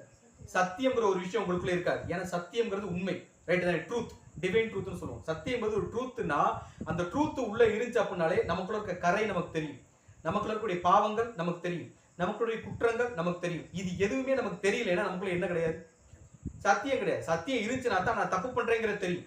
லைட், அதாவது விளக்கு வெளிச்சத்துல இல்லாம இருந்தோம்னா நமக்குள்ள இருட்டு எதுன்னு என்ன பண்ணாது, தெரியாது. சோ விளக்கு வெளிச்சத்துல இருந்தோம்னா மட்டும்தான் நம்மளை சுத்தி இருட்டு இருக்கா இல்லையான்ற தெரியும். இருட்டுக்குள்ள இருக்கிறவங்களுக்கு நான் கம்ஃபர்டபுளா தான் இருக்கேன்னு சொன்னா அது உண்மையானு கேட்டா, சோ அவர் கிளியரா சொல்றார், நமக்குள்ள என்னதான் இருக்கு? பாவம் தான் இருக்கு. ஆனா கிறிஸ்து என்ன சொல்றாருன்னா, உங்கள என்ன இல்ல, உன்னில் ஒரு பழுதுமே இல்லைங்கிறார். எப்படி அதை சொல்றார் அப்படின்னு பார்த்தோம்னா இன்னொரு வசனோட வாசிக்கலாம். எபேசியர் 5வது அதிகாரம் 26ஆம் வசனம். தாம் அதை திருவசனத்தை கொண்டு தண்ணீர் மூழ்கினால் சுத்திகரித்து, யாரு யாரு? சபை மக்களை நம்முடைய பாவங்கள்ல இருந்து யார் கழுவிட்டது? ஆண்டவரை இயேசு கிறிஸ்து ஞானஸ்தானத்தின் மூலமாகவும் அவர் செஞ்ச ஈடுபலியில உலக பாவங்களை மன்னிக்கிறது மூலமாகவும் நம்முடைய பாவங்களை என்ன பண்ணிட்டார்? மன்னிச்சுட்டார். என்னைக்கு மன்னிச்சு நம்மளும் அந்த உடன்படிக்கைக்குள்ள போனோம். ஞானஸ்தானம் எடுத்தவங்கள எப்ப ஞானஸ்தானம் எடுத்தோமோ அப்ப நம்மள எந்த அக்ரிமெண்ட்டுக்குள்ள போயிட்டோம்? இனிமேல் இந்த சரீரம் யாருடைய சரீரம் இல்ல, என்னோட சரீரம் இல்ல, இது உங்களுடைய சரீரம். உங்களுடைய சரீரத்திலிருந்து உங்களுடைய பாடுகளை எங்களுடைய சரீரத்தில் என்ன பண்றோம், நிறைவேற்றோம் அப்படின்னு ஒரு ப்ராமிஸ் பண்ணிட்டு என்னைக்கு வந்தோமோ அன்னைக்கு நம்மள அவர் யாரா பாக்குறாரு? கிறிஸ்துவா பாக்குறாரு. யாரு? நம்மள பாவியா பாக்குறதுல, அவருடைய சொந்த சரீரமா பாவிக்கிறதுனால அவர் நம்மளை என்னவா பாக்குறதுல, குற்றவாளியாவோ பாவியாவோ யார் பாக்குறதுல, அவர் பாக்குறதுல. ஒரு ஹஸ்பண்ட் அண்ட் ஒய்ஃப் அப்படின்னு பார்த்தோம்னா ஒரு குடும்பத்துல இருக்கக்கூடிய மேஜரான ஒரு பிரச்சனை என்ன அப்படின்னு பார்த்தோம்னா இதுதான். நம்ம எதை பார்க்கறோம்னா ஒருத்தர் மேல இருக்கக்கூடிய குறைகளை தான் பார்க்கறோம். அவங்களை குற்றப்படுத்துறது, அவங்களை பிளேம் பண்றது, இதை தான் பார்க்கற முடிய நம்ம அவங்களுக்குரிய நிறைகளை. ஏன்னா இப்ப எல்லாருக்குள்ளேயும் குறையும் இருக்கும், நிறையும் இருக்கும், பிளஸும் இருக்கும், மைனஸ் இருக்கும். பட் நம்ம யாரும் பிளஸ் பார்ப்போமான்னு கேட்டா, பிளஸ் எவ்வளவு இருந்தாலும் நம்ம கண்ணுக்கு எதுதான் ஃபர்ஸ்ட் தெரியும்? ஒரு நம்ம சைக்காலஜில ஒரு விஷயம் சொல்லுவாங்க. ஒரு ஒயிட் பேப்பர் இருக்கும், அந்த ஒயிட் பேப்பர்ல பிளாக் டாட் வச்சு இந்த ஒயிட் பேப்பர்ல என்ன தெரியுதுன்னு கேட்டா 99% பீப்புள் என்னதான் சொல்லுவாங்க, இந்த ஒயிட் பேப்பர்ல ஒரு பிளாக் டாட் இருக்கும்பாங்க. ஆனா ஒயிட்டா எம்டி ஸ்கிரீன், அவ்வளவு பெரிய ஸ்கிரீன் இருக்கும். வெள்ளை பேப்பர்ல ஒயிட்டா எம்டி அவ்வளவு பெரிய பிளேஸ் இருக்கும். அது யார் கண்ணுக்குமே என்ன பண்ணாது. சைக்கலாஜிக்கலாவே ஒருத்தர் குறையத்தான் நம்ம என்ன பண்ணுவோம், பைபிள் சொல்லிடும். என்னன்னா உன் சகோதரன் கண்ணில் இருக்கிற துரும்படி என்ன பண்ணாது, பார்க்காத. பிரச்சனை என்னன்னா உன் கண்ணில் என்ன இருக்குதுங்களாமா, உத்திரமே இருக்குதுல்ல. ஒரு பெரிய பில்லரையே நம்ம கண்ணில் வச்சுட்டு நம்ம சகோதரன் கண்ணுக்கு என்ன பார்த்துட்டு இருக்கிறோம்? சோ கிறிஸ்து ஃபர்ஸ்ட் அதை பிரேக் பண்றாரு. என்ன பிரேக் பண்றாருன்னா, நம்மள்ட்ட எவ்வளவு பழுதுகள் இருக்கு, எவ்வளவு பாவங்கள் இருக்கு. நம்ம படிச்சிருப்போம், வாக்கு கடங்காத பெருமூச்சுக்களுடனே நமக்காக அவர் என்ன பண்ணிட்டு இருக்கிறாங்களாமா? எதுக்காக வேண்டுதல் பண்ணணும்? நம்மள்ட்ட பாவம் இல்லாமையா? நம்ம பண்ணக்கூடிய தவறுகளுக்காக யார் யார்கிட்ட பிரேயர் பண்ணிட்டு இருக்காருன்னா, கிறிஸ்து பிதாவிய தேவன்ட்ட ரெக்வஸ்ட் பண்ணிட்டே இருக்காரு கண்டினியூஸா. ஆனா கண்டினியூஸா ரெக்வஸ்ட் பண்ணக்கூடிய ஒரு கேரக்டர் சபையை பார்த்து என்ன சொல்றாரு? உன்ட்ட என்ன கிடையாது, உன்ட்ட என்ன கிடையாது, ஒரு பழுதுமே கிடையாது. இந்த மாதிரி பார்வையை நம்மளால பார்க்க முடியும். இந்த உலகத்துல ஒரு கேரக்டர் இந்த மாதிரி ஒரு பார்வையை பார்ப்பாங்க. யார் அப்படின்னா மேக்கப் ஆர்டிஸ்ட் பார்த்துருக்கோம். மேக்கப் ஆர்டிஸ்ட் பார்த்துருக்கோங்களே. மேக்கப் ஆர்டிஸ்ட் ஒருத்தரை பார்க்குறாரு. இப்ப ஒருத்தர் கருப்பா இருக்காரு வச்சுக்க, பயங்கர கருப்பா இருக்காருன்னா மேக்கப் ஆர்டிஸ்ட் அந்த கருப்பான கேரக்டரை பார்க்கும்போது எப்படி பார்ப்பாரு, எப்படி பார்ப்பாங்க? அவங்களுக்குரிய ஒரே டார்கெட் என்ன, அந்த கேரக்டர் என்ன பண்ணி காட்டணும், அழகாக்கி காட்டணும். அப்பதான் அங்க யாரோட டேலண்ட் வெளிப்படும் அப்படின்னா அந்த ஆர்டிஸ்டோட டேலண்ட் வெளிப்படும். சோ அவங்களுக்கு பிம்பிள் இருக்கா, பிளாக் டாட்ஸ் இருக்கா, கண்ணுக்கு கீழே கருவளையா இருக்கா, உதடு கருப்பா இருக்கா, இதெல்லாம் பார்த்தாலுமே கூட இதை எப்படி சரி பண்றதுனால யார் பார்ப்பாங்க? அந்த ஆர்டிஸ்ட் பார்ப்பாங்க. இப்ப அந்த ஒரு வேலையை யார் பண்ணிட்டு இருக்கிறதுங்களாமோ, மணவாளன் பண்ணிட்டு இருக்காரு. மணவாட்டிய தன் பிதாவுக்கு முன்னாடி காட்டும் போது மணவாட்டி எப்படி தெரியணும்? பயங்கர பிளசண்டா தெரியணும்னா இப்ப மணவாளன் கண்ணுக்கு சபை எப்படி தெரியணும்? பிளசண்டா தெரிஞ்சா மட்டும்தான். குறை தெரியக்கூடாது. குறை தெரிஞ்சுனா அந்த குறை யாருக்கும் தெரியும்? தேவனுக்கும் தெரியும். ஏன்னா பிதாவாகிய தேவனே உலகத்தை யார் கண்ணு வழியா தான் பார்த்துட்டு இருக்கிறார். ஏன்னா அவர் தீமையை பார்க்க மாட்டாத சுத்த கண்ணன்னா இப்ப கிறிஸ்துவுக்கும் பூமியில இருக்கக்கூடிய சபை மக்கள் நடுவில் யார், ஐ மீன் பிதாவாகிய தேவனுக்கும் சபை மக்கள் நடுவில் யார் இங்க நிக்கிறது? கிறிஸ்து நிக்கிறார். சோ கிறிஸ்துவுடைய பார்வையில கிறிஸ்துவுடைய ஈடுபலியை கொண்டு உலகத்தை பார்க்கறதுனாலதான் இன்னைக்கு நம்ம என்ன பண்ணிட்டு இருக்கிறோம்? உயிரோட இருந்திருக்கும். சோ கிறிஸ்து நம்முடைய பாவங்களை சரி பண்ண முயற்சி பண்றாருடைய நம்மளை குற்றப்படுத்தக்கூடிய வேலையை யார் செய்யறதுல? சோ ஒவ்வொரு ஃபேமிலிக்குள்ள இருக்க வேண்டிய பேசிக்கான நாலேஜே என்னன்னா, இங்க யாரும் குற்றப்படுத்த என்ன பண்ணல. சோ தேவன் வந்து நம்மளை ஒரு சரீரமா ஒரு குடும்பத்துல ஒண்ணு சேர்த்திருக்கிறார் அப்படின்னாலே நம்ம படிச்சிருக்கோம்ல, இனிமேல் நீங்கள் இருவரும் ஒரே மாமிசமா இருப்பீர்கள் சொல்லிட்டாலே இங்க நம்ம குற்றப்படுத்துறதுக்கு என்ன பண்ணல. சோ கணவன் மனைவியாகட்டும், மனைவி கணவனையாகட்டும் குற்றப்படுத்துறதோ, நிராகரிக்கிறதோ, அவமானப்படுத்துறக்கோ, அதே மாதிரி என்ன அங்கவீனப்படுத்துறக்கோ, அதாவது சரீரத்தினுடைய குறைகளையோ உள்ளத்துல குறைகளையோ வெளிக்காட்ட சுட்டி காட்டிங்க நம்ம வரல. சோ அவங்க கனப்படுத்தணும். இங்க இருக்கக்கூடிய பிளஸ்ஸா பார்த்துட்டு அதுக்கப்புறம் மைனஸை சரி பண்ணுங்க அப்படிங்கறது யாரு சொல்ல வருதுன்னா ஆண்டவராகிய இது அவர் எப்படி எஸ்டாப்ளிஷ் பண்றாரு, இது அவர் எப்படி செஞ்சு காட்டுறாரு அப்படின்னு பார்க்கும்போது அந்த வசனத்தை எப்படி முடிக்கிறாருன்னா ஒரு வசனம் வாசிக்கலாம். எபேசியர் 5வது அதிகாரம் 27ஆம் வசனம் வாசிக்கலாம். கரைதிரை முதலானவைகள் ஒன்றுமில்லாமல் பரிசுத்தமும் பிழையற்றதுமான மகிமையுள்ள சபையாகிய அதை தமக்கு முன் நிறுத்திக் கொள்வதற்கும் தம்மை தாமே அதற்காக ஒப்பு கொடுத்தார். சோ நம்மள கரைத்திரை இல்லாம பூரணமான ஒரு மனுஷரா, பூரண ரூபவதியா, பழுதொன்றும் இல்லாத ஒரு கேரக்டரா பிதாவைய தேவனுக்கு முன்னாடி நிறுத்தருக்கு யார் ஒப்பு கொடுத்திருக்குங்களாமா? சோ இன்னைக்கு நமக்கு வலிச்சா அங்க யாருக்கு வலிக்கும்? அதாவது உண்மையான சபைக்கு வலிச்சா அங்க யாருக்கு வலிக்கும்? ஆண்டவராகிய. ஏன்னா அவர் யார் நமக்கு? ஒரு மனைவிக்குரிய தலை கணவன். சோ அவருக்கு அந்த மணவாளனுக்கு அந்த பெயின் என்னன்னா அந்த பெயின் அவர் ஃபீல் பண்றாரு. சோ இந்த இடத்தை பார்த்து அந்த தவறுல இருந்து எப்படியாவது என்ன பண்ணிடணும். சோ தெரியாம ஒரு தப்பு பண்ணிட்டாங்க, அந்த தப்புல இருந்து என்னுடைய மனைவி என்ன பண்ணிடுவேன், எப்படியாவது கூட்டு வந்துமே அப்படிங்கிறது யார் அங்க ரொம்ப கிளியரா இருக்கிறது அப்படின்னு பார்க்கும்போது யார் கிளியரா இருக்கிறது? சோ அந்த மென்டாலிட்டியை தான் அவர் எப்படி சொல்றாருன்னா எபேசியர் 5ஆம் அதிகாரம் 25ஆம் வசனம் வாசிக்கலாம். எபேசியர் 5:25.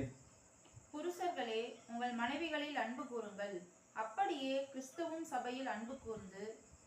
சோ சொல்ல வர விஷயம் என்னன்னா, கிறிஸ்து சபையில என்ன அன்பை கூறுறாரோ அதே அன்பை யார் செய்யணும்?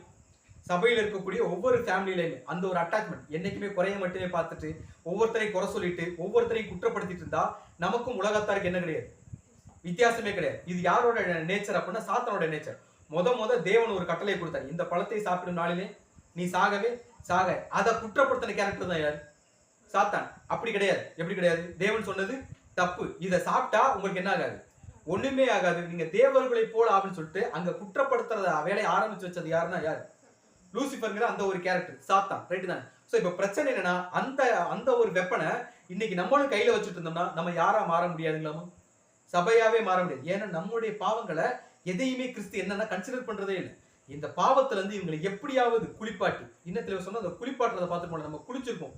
நம்ம வந்து பிரைவேட்டா குளிக்கும் போது பார்த்தோம்னா நமக்கு உடம்புல இருந்து அழுக்கெல்லாம் என்ன பண்ணிட்டு இருக்கும், கீழே தண்ணியில போயிட்டே இருக்கும். நம்ம அதை பார்ப்போமா, நம்ம சுத்தமாகறத பார்ப்போமா? சோ கிறிஸ்து இப்ப எதை பாக்குறான்னா சபைக்கு நடுவுல இவங்க பாவத்துக்குள்ள இருக்காங்க, ஆனா டே பை டே சத்தியத்துக்குள்ள வளர்றதன் மூலமா, லீலி புஷ்பங்கள் நடுவுல மேயறது மூலமா, இருதயத்துக்குள்ள என்னை வச்சிருக்கிறது மூலமா, உண்மையான சத்தியங்களை பாக்குறது மூலமா தங்களை என்ன பண்ணிட்டு இருக்காங்க, சுத்தப்படுத்திக்கிட்டே இருக்கிறாங்க. இவங்க சுத்தமாகறது என்ன பண்ணி ஆகணும், உதவி பண்ணி ஆகணும், நான் இவங்களை பாதுகாத்தாகணும், நான் இவங்க கூட இருக்கணும். அப்படிங்கறதான் கிறிஸ்து ஆரம்பத்துல என்ன சொல்றதுன்னா நமக்கு சர்டிபிகேட் தான் கொடுக்குறாரு. நம்முடைய பாவங்களை என்ன பண்றதுல கன்சிடர் பண்ணாம உன்னில் பழுதொன்றும். இப்ப யோசிச்சு பாருங்களேன், இப்ப உண்மையிலேயே ஒரு கணவன் மனைவி இருக்கிறாங்க, மனைவிக்குள்ளேயோ இல்ல கணவனுக்குள்ளேயோ நிறைய குறைகள் இருக்குது. ஆனா அந்த கணவனோ அந்த மனைவியோ அந்த பார்ட்னர் இருக்கக்கூடிய நிறைய மட்டும் பேசுறாருன்னா அவங்களுக்கு என்ன ஃபீல் ஆகும்? என்ன ஃபீல் ஆகும்? பாசிட்டிவா ஃபீல் ஆகும். அதே மாதிரி ஒரு கில்ட் ஃபீல் வரும். நான் எவ்வளவோ தப்பு பண்ணியுமே கூட இந்த மனுஷன் எனக்கு ரெடியா இருக்குது, என்னை மன்னிக்கிறதுக்கு இவர் ரெடியா இருக்கிறார் அப்படின்னா அதுக்கப்புறம் அந்த பாவத்தை பண்ண சபைக்கு மனசு வரும். ஐ மீன் அந்த பார்ட்னருக்கு, அது கணவனோ மனைவியோ, அவங்களை அந்த மனசு வருமான ஒரு கேள்வி கேட்டா கண்டிப்பா வராது. சோ சபை இப்ப திருந்துறதுக்கான வாய்ப்பு இங்க யாருக்கு கொடுக்கறதுங்களாமோ? ஒரு குடும்பத்துல நம்ம பார்ட்னருக்குரிய அந்த ஒரு ஸ்பேஸ் நம்ம கொடுக்குறோமோ இல்லையே தெரியல.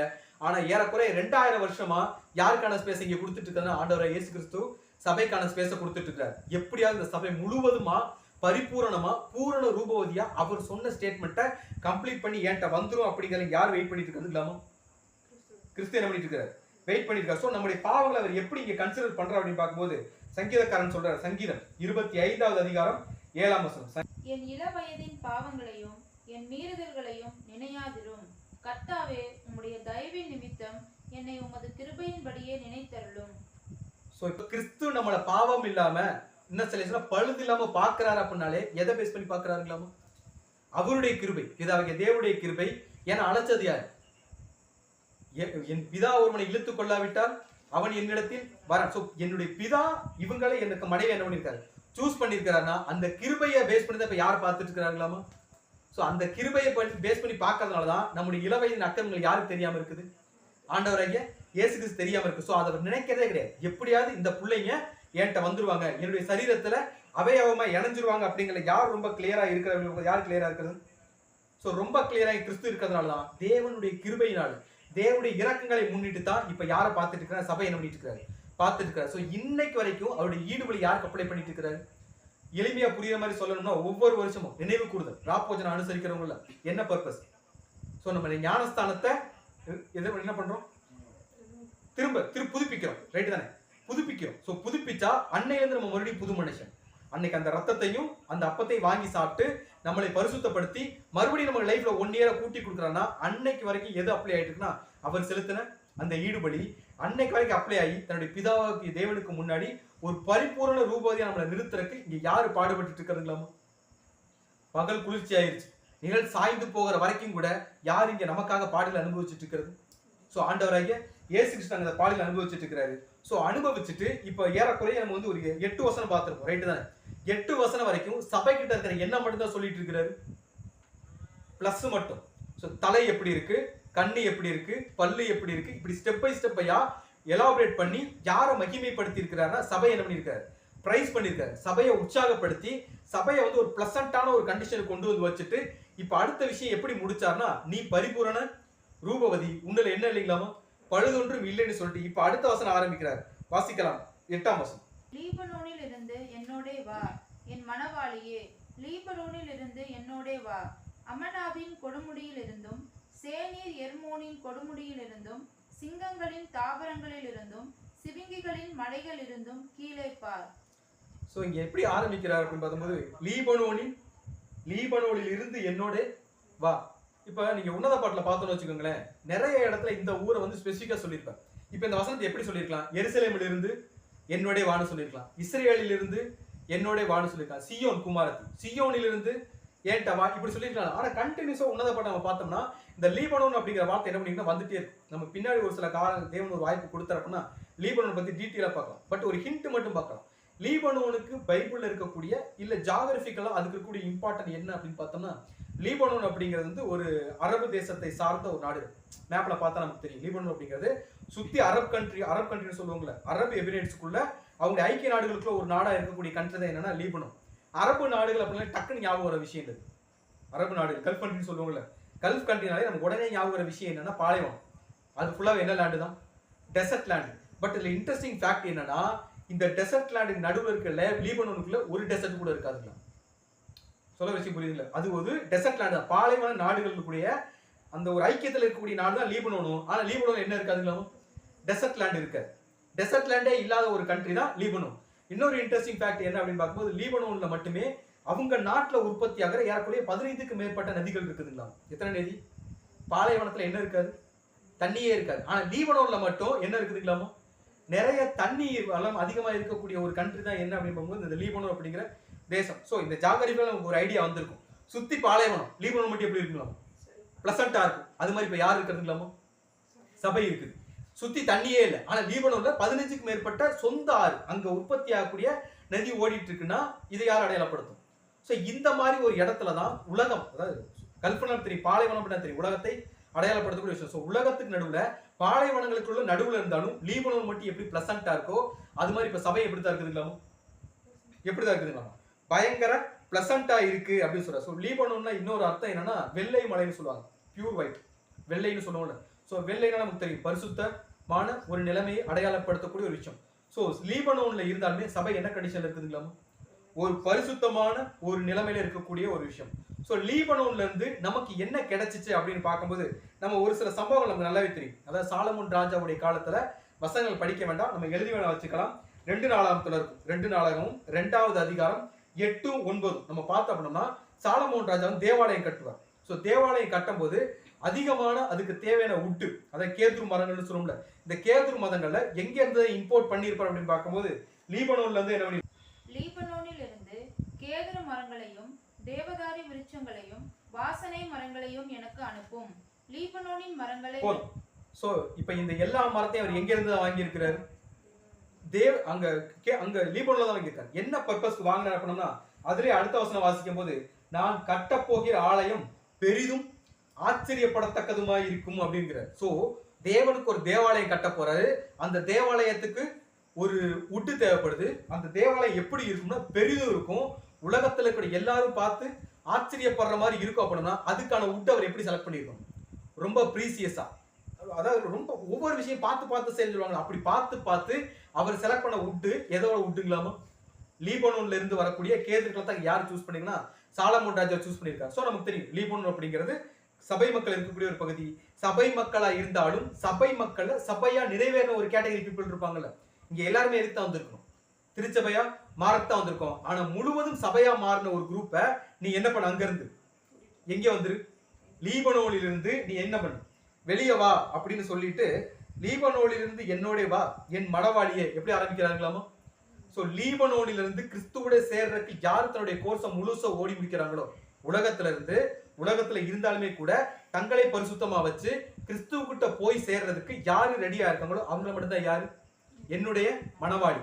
சோ லீபனோனிலிருந்து என்னோட வா என் மனைவாளியே, லீபனோனிலிருந்து என்னோட வா, அமனாவின் கொடுமுடியிலிருந்தும் சேனீர் எர்மோனின் கொடுமுடியிலிருந்தும். அப்படின்னா இங்க ஒரு 3 மலையை பத்தி பேசுறார். ஒன்னு லீபனோன், இன்னொன்னு அமனாவின் கொடுமுடி ஹில்ஸ், ரைட் தானே? இன்னொன்னு என்ன சொல்றாங்க? சேனீர் எர்மோன். சேனீர் எர்மோன் ரெண்டுமே என்னதான்? ஒண்ணுதான். சேனீர்னாலும் சரி எர்மோன்னாலுமே சரி ஒரே இடத்த தான் குறிக்கும். ஸோ இது ரெண்டுமே, இது 3மே என்னதான்? மலை, ரைட் தான். மலைனால நமக்கு தெரியும் உயரமான ஒரு நிலைமையை அடையாளப்படுத்தக்கூடிய விஷயம். ஸோ சபை இப்ப எப்படி இருக்குன்னா, இப்ப அதுல லீபனோன்னா பார்த்துட்டோம், வெள்ளை மலைன்னு சொல்லுவோம், பரிசுத்தத்தை அடையாளப்படுத்தக்கூடிய விஷயமா இருக்கு. அதே மாதிரி அமனா அப்படிங்கிற மலை எதை அடையாளப்படுத்தும் அப்படிங்கும்போது ட்ரஸ்ட். ட்ரஸ்ட்னா கூகுள்ல போட்டீங்கனாலே தெரியும். அமனான்னு போட்டு அந்த ஹீப்ரூ வெர்ஷனை செக் பண்ணி பார்த்தாலே தெரியும். அமனா அப்படின்னாலே ட்ரஸ்ட் அல்லது ஆனஸ்டி, நேர்மைன்னு சொல்லுவாங்களே. ஸோ கிறிஸ்துவுக்கும் பிதாவிய தேவனுக்கும் உண்மையாகவும் நேர்மையாகவும் இருக்கக்கூடிய ஒரு நிலைமையை அடையாளப்படுத்தக்கூடிய விஷயம் இருக்கு. இந்த சேனீர் அப்படிங்கிறது என்னன்னா நமக்கு தெரியும். எர்மோன் அப்படிங்கிறது ஒரு பணிகள் படர்ந்த, அதுவும் ஒரு பரிசுத்தமான ஒரு நிலைமை, அதாவது பீக்னு சொல்லுவாங்க. எர்மோன் அப்படின்னாலும் சரி, சேனீர் அப்படின்னாலும் சரி, உச்சம்னு சொல்லுவோம், பீக், ரைட் தானே? ஸோ இந்த நிலைமையில உச்சத்தில் இருக்கக்கூடிய ஒரு நிலைமை தான் யாருடைய நிலைமை அப்படின்னு பார்க்கும்போது யாருடைய நிலைமை? சபையோட நிலைமை. ஆனா சபை எங்க இருக்குது? உலகத்துக்குள்ளதான் இருக்கு. இங்க இருந்து என்ன பண்ணு? நீ எங்கிட்ட வந்துருங்கிற. ஏன் எங்கிட்ட வந்துருன்னு சொல்றாருன்னா, இங்க சபைக்கு ஒரு 2 பிரச்சனை இருக்குதுங்களா? என்ன பிரச்சனை அப்படின்னு பார்க்கும்போது அந்த வசனத்தை எப்படி முடிக்கிறார்னா, லீபனோனிலிருந்து என்னோட வா, அமனாவின் கொடுமுடியிலிருந்தும் சேனீர் எர்மோனின் கொடுமுடியிலிருந்தும் சிங்கங்களின் தாவரங்களிலிருந்தும் சிவங்கிகளின் மலைகளிலிருந்தும் நீ என்ன பண்ணு? இப்ப சபை எங்க இருக்குன்னா ஒரு உச்சியில இருக்கு, ரைட் தானே? ஒரு உச்சியில இருக்கு. இந்த மலை எந்த அளவுக்கு அழகா இருக்குதோ, இந்த 3 மலைகளுமே எந்த அளவுக்கு அழகா இருக்குதோ, எந்த அளவுக்கு பசுமையா இருக்குதோ, எந்த அளவுக்கு பிளசண்டா இருக்கோ அந்த அளவுக்கு ஆபத்தும் நிறைஞ்ச ஒரு இடம். எந்த இடம்? சபை இப்ப எங்க இருக்குது? அது கரெக்ட். இங்க உலகத்துல சபைங்கிறது உலகம், வனாந்தரமான ஒரு இடத்துல கிறிஸ்துவுக்கு பிரியமான ஒரு வாழ்க்கை என்ன பண்ணிட்டு இருக்கு? சபை வாழ்ந்துட்டு இருக்கு. கிறிஸ்துவுக்கு பிரியமான வாழ்க்கையை உலகத்திலே இருந்து வாழ்ந்துட்டே இருந்தா கடைசி வரைக்கும் சபை ஆக முடியுமா? அப்படி ஒரு கேள்வி கேட்டா, ஏன்னா அந்த உலகத்துல என்னவும் இருக்குதுங்களாமா? சிங்கமும் இருக்குதுங்களாமா? சிவிங்கி நமக்கு தெரியும், சிறுத்தைன்னு சொல்லுவோம். சிவிங்கினா இந்த டிரான்ஸ்லேஷன் மிஸ்டேக், நம்ம தானியெல்லாம் படிச்சிருப்போம். ஸோ சிவிங்கினால எதை அடையாளப்படுத்தும்? சிறுத்தை, ரொம்ப ஸ்பீடா ஓடக்கூடிய ஒரு உயிரினம். சிங்கம்னா எதை அடையாளப்படுத்தும்? பைபிள்ல சிங்கம்ங்கிறது அந்த வனாந்தரத்துல சிங்கம் வந்து பாதுகாக்குமா, இல்ல நம்ம சிங்கத்துக்கு இரையாயிருவோமா?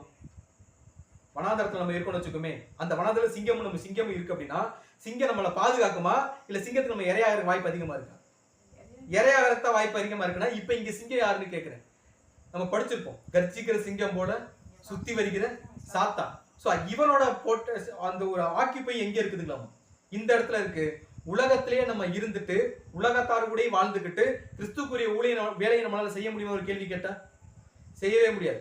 ஒண்ணு குளிரா இருக்கணும், இல்லைன்னா அனலா இருக்கணும். நான் அந்த வேலையை பார்த்துட்டு இருப்பேன், உலகத்துக்குரிய காரியங்களை செஞ்சுட்டு இருப்பேன், அதாவது சிங்கம் கூட நான் வாசம் பண்ணிட்டு இருப்பேன், கொடுமுடியிலே இருப்பேன் அப்படின்னு சொன்னோம்னா அது முடியுமான்னு கேட்டா முடியாது. சோ சிறுத்தை நமக்கு தெரியும், சிறுத்தை எதை அடையாளப்படுத்தும்? தானியேல் புக்கு படிச்ச எல்லாருமே நல்லாவே தெரியும்.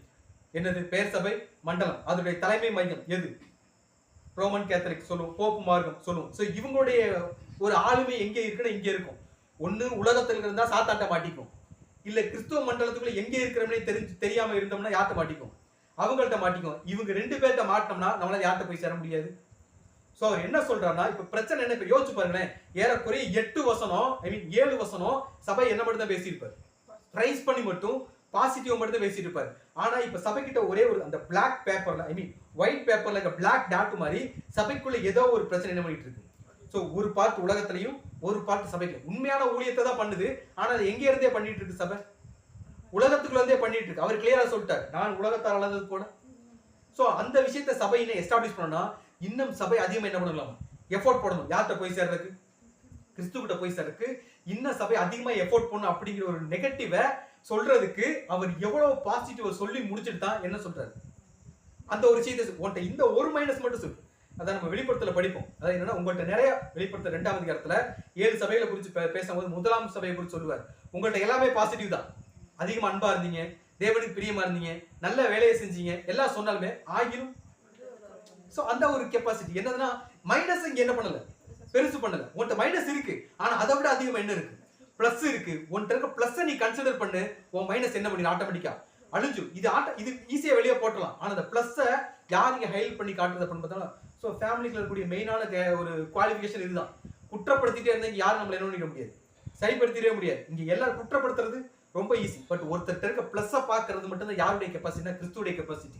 கிறிஸ்து எப்படி பிளஸ் மட்டும் பாக்குறாரோ, சபையா இருக்கக்கூடிய நம்மளும் சரி, நம்ம குடும்பம்னா 2 விஷயம். ஒன்னு சபை, இன்னொன்னு நம்முடைய பர்சனல் ஃபேமிலி, இன்னொன்னு உலகம் எப்படி நடத்தலாம். எங்கேயுமே நம்ம எதை பார்க்க கூடாது, மைனஸை பார்க்கவே கூடாது. மைனஸ் எல்லா இடத்துலயும் இருக்கும். பட் அதை பிளஸ்ஸா மாத்துறது மட்டும் யாருடைய வேலை, நம்முடைய வேலை. நம்ம அதற்காகத்தான் இதற்காக வென்றே நீங்கள் அழைக்கப்பட்டீர்கள். இப்படித்தான் அந்த உலகம் இருக்கும். இதை சரி பண்ணிக்க வேண்டிய, இதுக்குள்ள இருந்து தேவனுக்கு பிரியமான ஒரு வாழ்க்கையை வாழ வேண்டிய பொறுப்பு தான் யாருக்கு இருக்குங்களா, யாருக்கு இருக்குது. சோ அது எப்படி சொல்றா அப்படின்னு பார்க்கும்போது, யோவான் 12ஆவது அதிகாரம் 26ஆம் வசனம். யோவான் 12:26. ஒருவன் எனக்கு ஊழியம் செய்கிறவனானால் என்னை பின்பற்ற கடவன். நான் எங்கே இருக்கிறேனோ அங்கே என் ஊழியக்காரனும் இருப்பான். ஒருவன் எனக்கு ஊழியம் செய்தால் அவனை பிதாவானவர் கனம் பண்ணுவார். சோ ஏன் நம்மளை அவர் கூப்பிடுறார், எங்க லீபனோன்ல இருந்தும் அமலாவின் கொடுமுடியில இருந்தும் நம்மளை ஏன் கூப்பிடுறாருன்னா, நம்ம யாருக்கு வந்திருக்கோம், ஒருவன் எனக்கு ஊழியம் செய்கிறவனானால் யாரை பின்பற்றணும். உலகத்துல இருந்து 2 வேலையை நம்ம என்ன பண்ண முடியாது, 2 எஜமானுக்கு நம்மளால ஊழியக்காரனா இருக்க முடியாது. அதனால நீங்க அந்த இடத்தை விட்டு இப்ப எந்த இடத்துக்கு வந்துருங்க, இந்த உலகத்துக்கும் உங்களுக்கும் சம்பந்தமே இல்லை அப்படிங்கிற இடத்துக்கு வந்துருங்கன்னு சொல்லிட்டு அடுத்த வருஷம் கூட வாசிக்கலாம். சோ அந்த ஒரு கெப்பாசிட்டி எங்க முடிக்கிறாருன்னா, இந்த ஒரு நாலேஜ், ஒருத்தர் குற்றப்படுத்துற நாலேஜ் இங்க யாருக்கு இருக்கக்கூடாது, நமக்கு இருக்கக்கூடாது. நம்ம யாருக்கு ஊழியம் செஞ்சு வந்திருக்கோம், கிறிஸ்துவுக்கு ஊழியம் செய்ய வந்திருக்கோம்னா அவர் செய்யக்கூடிய ஊழியத்தை யாரும் செய்யணும், நம்மளும் செய்யணும். அதை விட்டுட்டு நமக்கு பிடிச்ச மாதிரி ஒரு ஊழியத்தை, இதுதான் தேவனுக்கு பிரியமான ஊழியம் அப்படின்னு சொல்லி பார்த்துட்டு இருந்தோம்னா அது யாருக்கு பிரியமா இருக்காது. சோ இதை ஃபேமிலிக்குள்ளே நம்ம என்ன பண்ணி ஆகணும். அதை எப்படி முடிக்கிறாருன்னா, எபேசியர் 5ஆவது அதிகாரம் 25ஆம் வசனம் வாசிக்கும் போது, புருஷர்களே உங்கள் மனைவிகளில் அன்பு கூறுங்கள், கிறிஸ்துவும் சபைகளில் என்னதான் பண்றாங்களாம், அந்த ஒரு அன்பு தான். அது குடும்பத்திலேயா இருக்கட்டும், சபையா இருக்கட்டும், உலகத்திலேயா இருக்கட்டும், எல்லாருமே அன்பு கூறத்தான் இங்க நம்ம வந்திருக்க முடிய, யாரையும் குற்றப்படுத்த இங்க என்ன பண்ணல, யார் இங்க வரல. சோ அவர் என்ன சொல்லி முடிக்கிறார், இன்னொரு வசனம் வாசிக்கலாம். பிலிப்பியர் 2ஆவது அதிகாரம் 3ஆம் வசனம். பிலிப்பியர் 2:3. ஒன்றையும் வாதினாலாவது வீண் பெருமையினாலாவது செய்யாமல் மனத்தாழ்மையினாலே ஒருவரை ஒருவர் தங்களிலும் மேன்மையானவர்களாக எண்ண கடவீர்கள். சோ இங்க மேன்மை பாராட்டுறதுக்கு சபை மக்களுக்கு ஒரு வாய்ப்பு இருக்கு. நம்ம மேன்மை பாராட்டலாம்னு ஒரு கேள்வி கேட்டா மேட்டில் நமக்கு என்ன இருக்கக்கூடாது. ஆனா சபை மக்களும் ஒரு சந்தர்ப்பத்துல மேன்மை பாராட்டலாம். எதுல நம்முடைய தாழ்மையை குறிச்சு. சோ நம்ம எவ்வளவு வேணா, நமக்கு எவ்வளவு பாதிப்பு உலகத்துல இருந்து வந்தாலும் சரி, குடும்பத்துல இருந்து வந்தாலும் சரி, சபையில இருந்து வந்தாலும் சரி, அதை சகித்துக் கொள்ளக்கூடியதும் அவங்களுக்காக பிரேயர் பண்ணக்கூடியது. மோசையை குறிச்சு நம்ம படிச்சிருக்கோம், ரைட் தானே. மீரியாம் அவருக்கு ஆப்போசிட்டா பேசினாலும் கூட அந்த அம்மாவுக்கு குஷ்டரோகம் வந்தோடனே அந்த அம்மாவுக்கு பிரேயர் பண்ண ஒரு கேரக்டர் யாருன்னா மோசே. அந்த ஒரு கெப்பாசிட்டி யாருக்கு இருக்கணும், நமக்கு இருக்கணும். ஸோ நம்ம சகோதர மக்களுக்காக சரி, நம்ம குடும்ப உறுப்பினருக்காக, அவங்களுடைய பாடுகளுக்காக நம்ம சப்போர்ட் பண்ணி அவங்களுக்காக வேண்டுதல் செய்யக்கூடிய பொறுப்பு தான் நமக்கு இருக்கக்கூடிய. அவங்களை குற்றப்படுத்துறதோ அவங்களை கனவீனப்படுத்துறதோ யாருக்கு வேலை இல்லை, நமக்கு வேலை இல்லை. ஸோ இந்த ஒரு மேட்டின்மை நமக்கு இருக்கக்கூடாதுன்னா நம்ம யார்கிட்ட போயிடணும். நீங்க லீபனோன்ல இருந்தாலும் பரவாயில்ல, அமனாவின் கொடுமுடியில இருந்தாலும் பரவாயில்ல, ஆனா உங்க பக்கத்துல என்னவும் இருக்குதுங்களாமோ, சிங்கமும் இருக்குது, சிறுத்தையும் இருக்குது. இது 2ட்ட மாட்டினா நீங்க எங்க இருந்தாலும் நீங்களும் பாலைவனமா என்ன பண்ணிடுவீங்க, மாறிடுவீங்க. அதனால இப்பவே நீங்க என்ன பண்ணிடுங்க, வந்துருங்க. சோ இந்த மனத்தாழ்மை சபைக்கு என்ன வருதோ, நான் முதல்ல சொன்னதான், இப்படி கிறிஸ்து நம்மள்ட்ட இருக்க பிளஸ் மட்டும் பார்த்து ஒரு சின்ன சின்ன மிஸ்டேக் நம்மளை கரெக்ட் பண்ண ரெடியா இருக்கிறான்னா சபைக்கு கண்டிப்பா ஒரு குற்றச்சாட்டு வரும். ஏன்னா என்னை முழுவதும் நேசிக்கக்கூடிய ஒரு கேரக்டர் யாரு, ஆண்டவராகிய இயேசு கிறிஸ்து. சோ என்னுடைய பாவத்துல இருந்து நான் என்ன பண்ணுவேன், இனிமேல் கண்டிப்பா இந்த தப்பை நான் பண்ண மாட்டேன். ஏன்னா நம்ம எந்த கண்ணுல பார்த்துட்டு இருக்கோம், சத்தியத்தை பார்க்கக்கூடிய கண்கள் மட்டும்தான், சத்தியத்தை பேசக்கூடிய வாய் மட்டும்தான், கிறிஸ்துவினால் கிடைக்கக்கூடிய அன்பினால் கிடைக்கிற க்ளோ மட்டும் அந்த கண்ணம் நமக்கு இருந்துச்சுன்னா, ஒருவேளை நமக்கு அந்த குற்ற உணர்ச்சி வந்துருச்சுன்னா அந்த தவறை என்ன பண்ண மாட்டோம், மறுபடியும் கண்டிப்பா பண்ணவே மாட்டோம். என்னைக்கு இந்த தாழ்மையினால நமக்கு சந்தோஷம் வருதோ, எந்த தாழ்மையினால, உலகம் கொடுக்கக்கூடிய பாடுகளை சகித்துக் கொள்ளக்கூடிய அந்த தாழ்மையினால வரக்கூடிய சந்தோஷம் என்னைக்கு வருதோ, அன்னைக்கு அவர் சொல்லக்கூடிய ஒரு விஷயம் என்ன அப்படின்னு போகும்போது, உன்னத பாட்டு 4வது அதிகாரம் 9வது வசனம். என் இருதயத்தை கவர்ந்து கொண்டாய், என் சகோதரியே, என் மணவாளியே, உன் கண்களில் ஒன்றினாலும் உன் கழுத்தில் உள்ள ஒரு சரப்பணியினாலும் என் இருதயத்தை கவர்ந்து கொண்டாய். சோ என்னைக்கு சபை அதாவது தன்னுடைய தாழ்மையில சந்தோஷப்பட ஆரம்பிக்குதோ, தங்களுடைய இழப்புகள்ல சந்தோஷப்பட ஆரம்பிக்குதோ, தங்களுடைய பாடுகள்ல சந்தோஷப்பட ஆரம்பிக்குதோ, தங்களை குற்றங்களை குறித்து மனம் வருந்தி அதுல இருந்து வெளியே வர்றதுல முயற்சி பண்ணுதோ, அன்னைக்கு சபை கிறிஸ்துவுடைய பார்வைக்கு எப்படி தெரியுங்களாமோ? என் இருதயத்தை என்ன பண்ணிட்டீங்களாமோ கவர்ந்து கொண்டாய்கிறார். அது என்ன இருதயத்தை கவர்ந்து கொள்றதுன்னா, கவர்ந்துனால என்ன அர்த்தம்?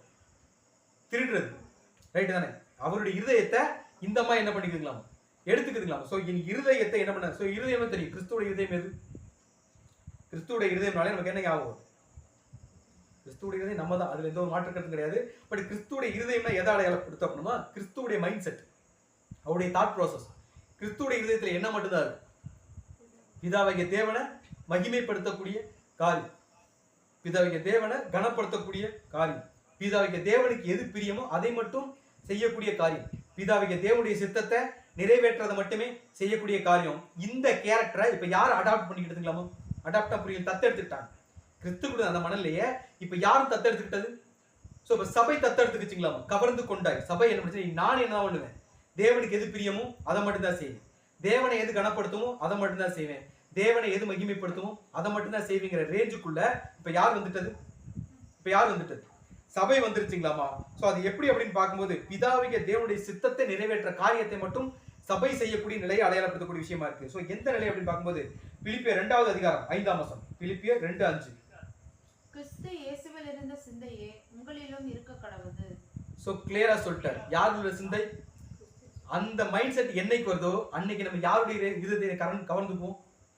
சோ கிறிஸ்துவோட இருதயத்தை நம்ம அடாப்ட் பண்ணிக்கணும் அப்படின்னாலே நமக்குள்ள என்ன இருக்கும்னா, கிறிஸ்து இயேசுவுள்ள சிந்தையே உங்களிலும் இருக்க கடவுள். என்னைக்கு அந்த சிந்தனை நமக்குள்ள வருதோ அன்னைக்கு நமக்கு யார் இருதயம் வந்துடும், கிறிஸ்துவோட இருதயம் யாருக்குள்ளே வந்துருங்களாமோ நமக்குள்ளே வந்துடும் அப்படின்னு சொல்லிட்டாங்க. ஆனா இதை அவர் ஆரம்பிக்கிறது எப்படி ஆரம்பிக்கிறான்னா, என் இருதயத்தை கறந்து கொண்டாய் என் சகோதரியன்னு ஆரம்பிக்கிறார். நம்ம கிறிஸ்துவுக்கு சகோதரியா மனவாட்டி? நம்ம கிறிஸ்துவுக்கு சகோதரியா அழைக்கப்பட்டிருக்கோமா இல்ல மனவாட்டியா அழைக்கப்பட்டிருக்கோம் கேள்வி கேட்டோம்னா, நம்ம மனவாட்டியா அழைக்கப்பட்டிருக்கோம். ஆனா இங்கேயே அவர் எப்படி சொல்லணும், என் சகோதரியன்னு பேச ஆரம்பிக்கிறார். ஏன் இந்த வார்த்தையை யூஸ் பண்ணிட்டு இருக்க அப்படின்னு பார்க்கும்போது, இங்க நம்ம 2 ரோல் பிளே பண்றோம். எந்த ரோல்னா, கிறிஸ்துவுக்கு சகோதரி யாரு தான்? சகோதரினா என்னது? இப்போ ஒரு ஃபேமிலியில 2 குழந்தைங்க இருக்கிறாங்கன்னா, அந்த அப்பாவுடைய பொறுப்புகள் இங்க யாருக்கு இருக்கும்? இந்த அப்பா ஒரு 10,000 கடன் வாங்கி வச்சிருக்காங்க, அந்த கடனை கட்ட வேண்டிய பொறுப்பு இங்க யாருக்கு வந்துடும்? அந்த குழந்தைகளுக்கு வந்துடும், அந்த 2 குழந்தைகளுக்கும். இப்ப பிதாவிக தேவனுடைய கடமையை, பிதாவிக தேவனுடைய சித்தத்தை நிறைவேற்ற கிறிஸ்து வந்தார்னா, சபை என்னைக்கு அந்த ரோலை நானும் பிளே பண்ண ரெடியா இருக்கிறேன், உங்க வேலையை நானும் ஷேர் பண்ணிக்கிறேன், நம்ம ஊர்ல சொல்லுவாங்களா பங்காளின்னு சொல்லிட்டு, பங்காளின்னு சொல்லுவோம்ல. ஸோ அதை நானும் ஷேர் பண்ணிக்கிறேன்ற முடிவுக்கு சபை என்னைக்கு வருதோ அன்னைக்கு நம்ம என்னவோ ஆயிடும், ஒரே ரத்தம்னு சொல்லுவோம்ல, வேற வேற தாய் வயிற்றுல பிறந்த ஒரு சகோதரர்கள் அப்படிங்கிற மாதிரி ஒரு புரிதலுக்காக. ஸோ இப்போ நம்ம கிறிஸ்துவுடைய பொறுப்பை நம்மளும் ஷேர் பண்ணிக்க ஆரம்பிச்சிட்டோம்னா நம்ம கிறிஸ்துவுக்கு, ஏன்னா அப்பா பிதாவின்னு கூப்பிட புத்திர சுவிகாரம் யாருக்கு இருக்குதுங்களா? யாருக்கு இருக்குது? நமக்கு இருக்குது. ஸோ வசனம் வாசிக்கலாம், ரோமர் 8வது அதிகாரம் 15ஆம் வசனம். அந்தபடி திரும்பவும் பயப்படுகிறதற்கு நீங்கள் அடிமைத்தனத்தின் ஆவியை பெறாமல் அப்பா பிதாவே என்று கூப்பிட பண்ணுகிற புத்திர சுவிகாரத்தின் ஆவியை பெற்றீர்கள். சோ கிறிஸ்துவுடைய பிதாவை நம்மளும் அப்பான்னு கூப்பிட்டா நம்மளுடைய ரிலேஷன்ஷிப் தான் சகோதரன். அவரே சொல்லியிருப்பார், அதே என்ன ஒரு விஷயத்துல ஒரு இடத்துல ஊழியம் பண்ணிட்டு இருப்பார் அவருடைய 1ஆம் வருகையில. அப்போ அங்க இருந்தாலும் சொல்லுவாங்க, உங்களை பார்க்கறதுக்கு யார் வந்திருக்கிறது, உங்களுடைய தாயும் உங்களுடைய சகோதரன் வந்திருக்காங்க அப்படின்னு சொல்லும்போது அவர் சொல்ல ஒரு விஷயம் என்ன சொல்லுவார்னா, என்னுடைய பிதாவின் சித்தப்படி செய்கிறவன் எவனோ அவன் தான் எனக்கு தாயும் என் சகோதரனும் என் சகோதரியும் அப்படின்னா, இப்ப நம்ம எல்லாம் அவருடைய பிதாவின் சித்தப்படி செய்யறோம்னாலே நம்ம யாரு தான், அவருக்கு சகோதரி தான், ரைட் தானே? சோ அதே மாதிரி அடுத்து என்ன சொல்றா, மனவாளிங்கிறார். என் சகோதரியே என் மனவாளி அப்படின்னா நம்ம மனவாளியா அப்படின்னா அப்கோர்ஸ் ஆமாதான். கிறிஸ்துவுடைய சரீரத்துல ஒரே சரீரமா இணைகிறதுக்காக யார் வந்திருக்காரு, நம்ம வந்திருக்கோம். நம்ம வசனம் படிச்சிருக்கோம், ஒரு வசனம் வாசிக்கலாம். 2 கொரிந்தியர் 11வது அதிகாரம் 2ஆம் வசனம். 2 கொரிந்தியர் 11:2.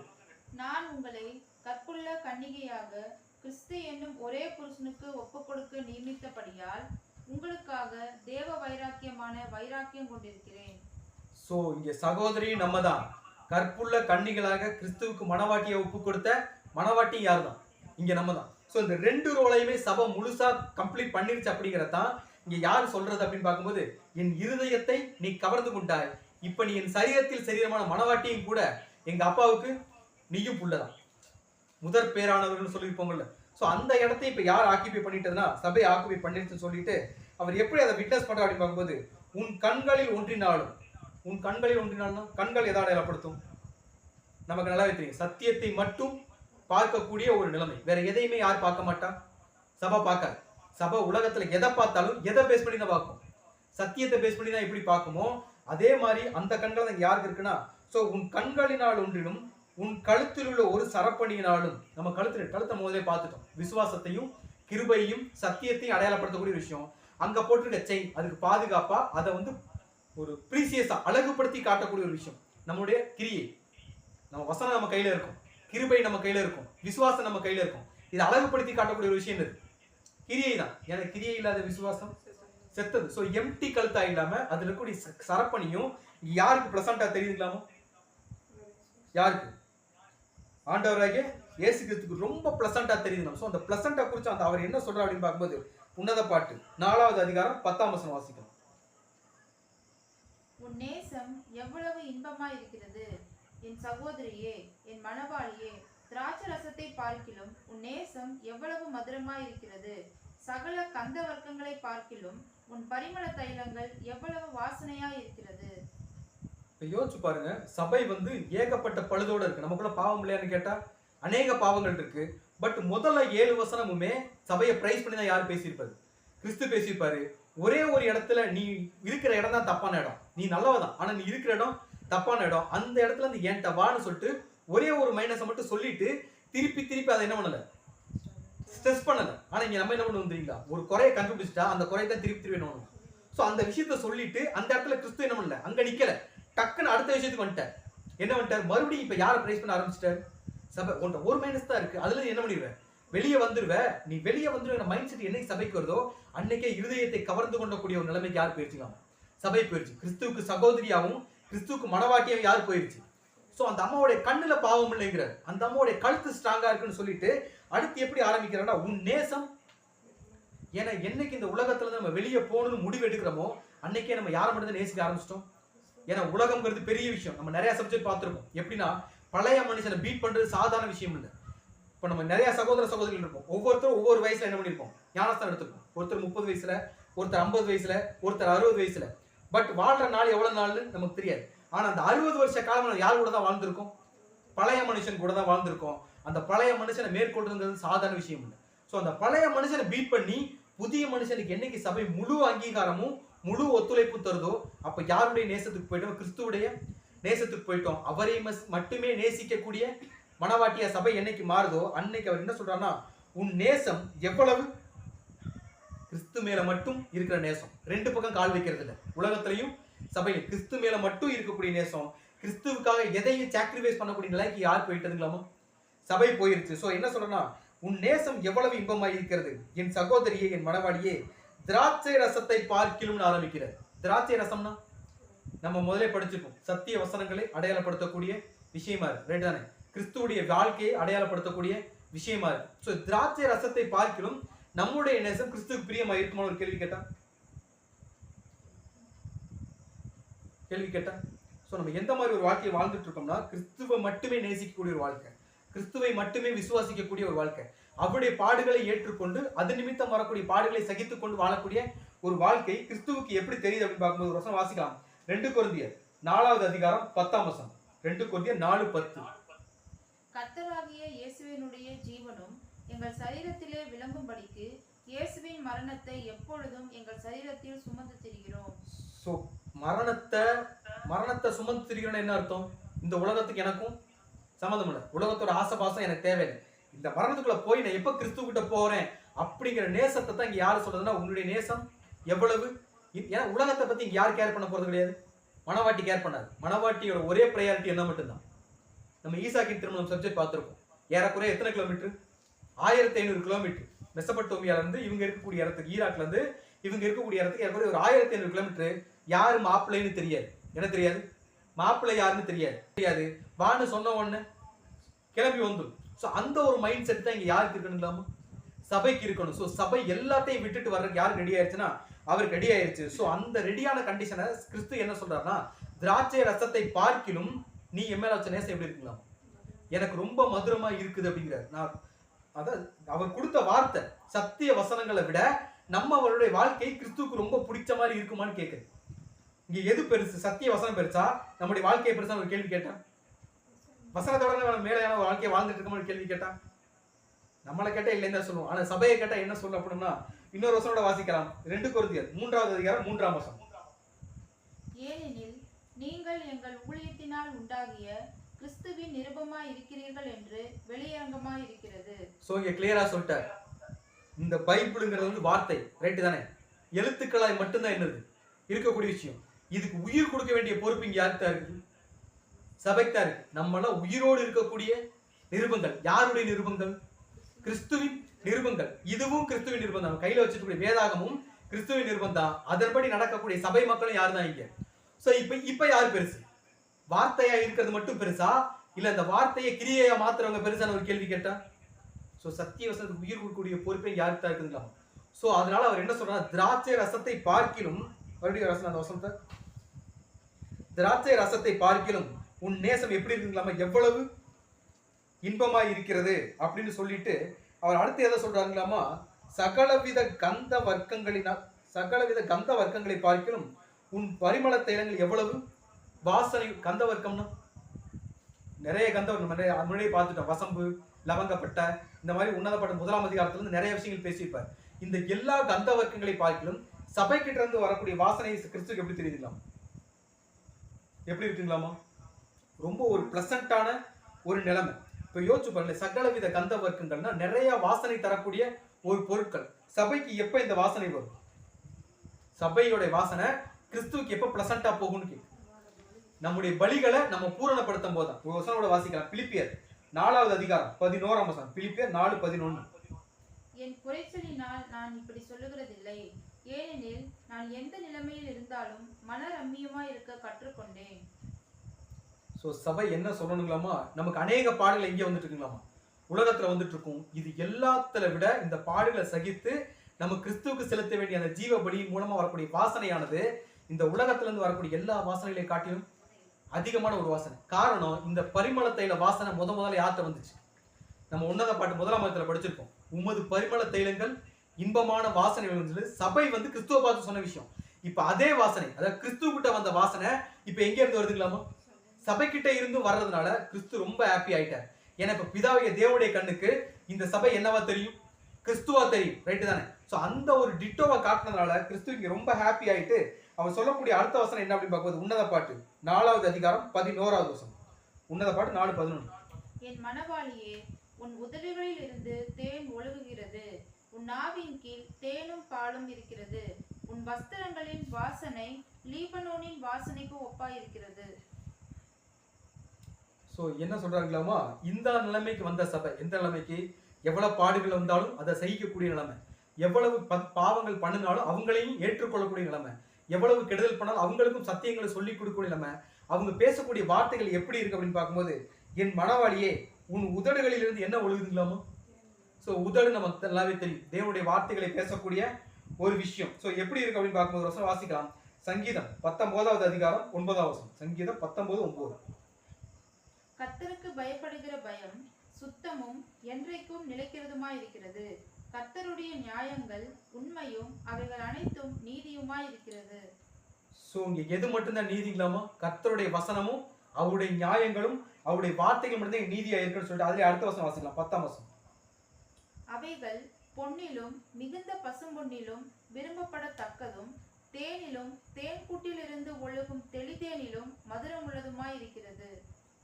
எதுங்களாமா, அவர் சொல்லக்கூடிய அந்த வார்த்தைகள் இல்ல சத்திய வசனங்கள் யாருக்கு பிளசண்டா இருக்குமாமா, தேனிலும் தேன் கூட்டிலிருந்து ஒழுகும் தெளிதேனிலும் எப்படி இருக்கலாமா.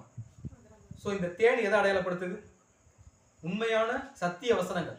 சோ இப்ப அந்த சபையோட வாயிலிருந்து ஒரு வார்த்தை வருது அப்படின்னா என்ன வார்த்தை தான் வருங்களா, சத்தியம் மட்டும்தான் வரும். வேற சத்தியத்தை தாண்டி சபை என்ன பண்ணாது, வேற எதையுமே பேசாது. சோ அந்த அம்மா பேசக்கூடிய வார்த்தை தேவன் கொடுத்த வார்த்தையை அப்படியே என்ன பண்ணலாமா பேசும். இதுல எந்த ஒரு கலப்படமுமே இருக்காது. உண்மையான சத்தியம் எதுவோ அதை மட்டும் பேசி அதை கிரியையிலும் காட்டக்கூடிய நிலைமை தான் யாருடைய நிலைமை, யாருடைய நிலைமை? சபையோட நிலைமை. அது இன்னொரு வசனம் கூட வாசிக்கலாம். சங்கீதம் 119வது அதிகாரம் 103வது வசனம். உம்முடைய வார்த்தைகள் என் நாவுக்கு எவ்வளவு இனிமையானவைகள், என் வாய்க்கு அவைகள் தேனிலும் மதுரமாயிருக்கும். எப்படி இருக்குங்களாமா? சோ அந்த வார்த்தைகளை மட்டும்தான் இங்க சபை தன்னுடைய வாழ்நாள் முழுவதும் என்னைக்கு கிறிஸ்துவுக்குள்ளான உடன்படிக்கை எடுத்து தன்னுடைய பாவங்கள் மன்னிக்கப்பட்டதை உணர்ந்து அதுல இருந்து திருந்துச்சோ, அதுல இருந்து தேவனுக்கு பிரியமான வார்த்தைகள் மட்டும் யார் பேசுங்களாமா? யார் பேசும்?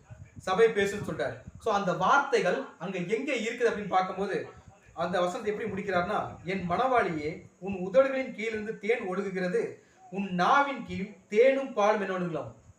நாவின் கீழே என்ன இருக்கும்? நாவுனா நாக்கு. நாக்கு கீழே என்ன இருக்கும்? உமிழ்நீர் சுரப்பின்னு சொல்லுவாங்கல்ல. உமிழ்நீர் சுரப்பியே எங்கேதான் இருக்கும் அப்படின்னு பார்க்கும்போது இங்கேதான் இருக்குங்களாமா. நாக்கு கீழே தான் இருக்கு. ஸோ அங்க என்ன இருக்குன்னா தேனும் பாலும் இருக்குங்களாமா. தேனும் பாலுக்கும் ஒரு ஒற்றுமை இருக்கு. தேனுக்கும் பாலுக்கும் ஒரு ஒற்றுமை இருக்கு. என்ன ஒற்றுமை?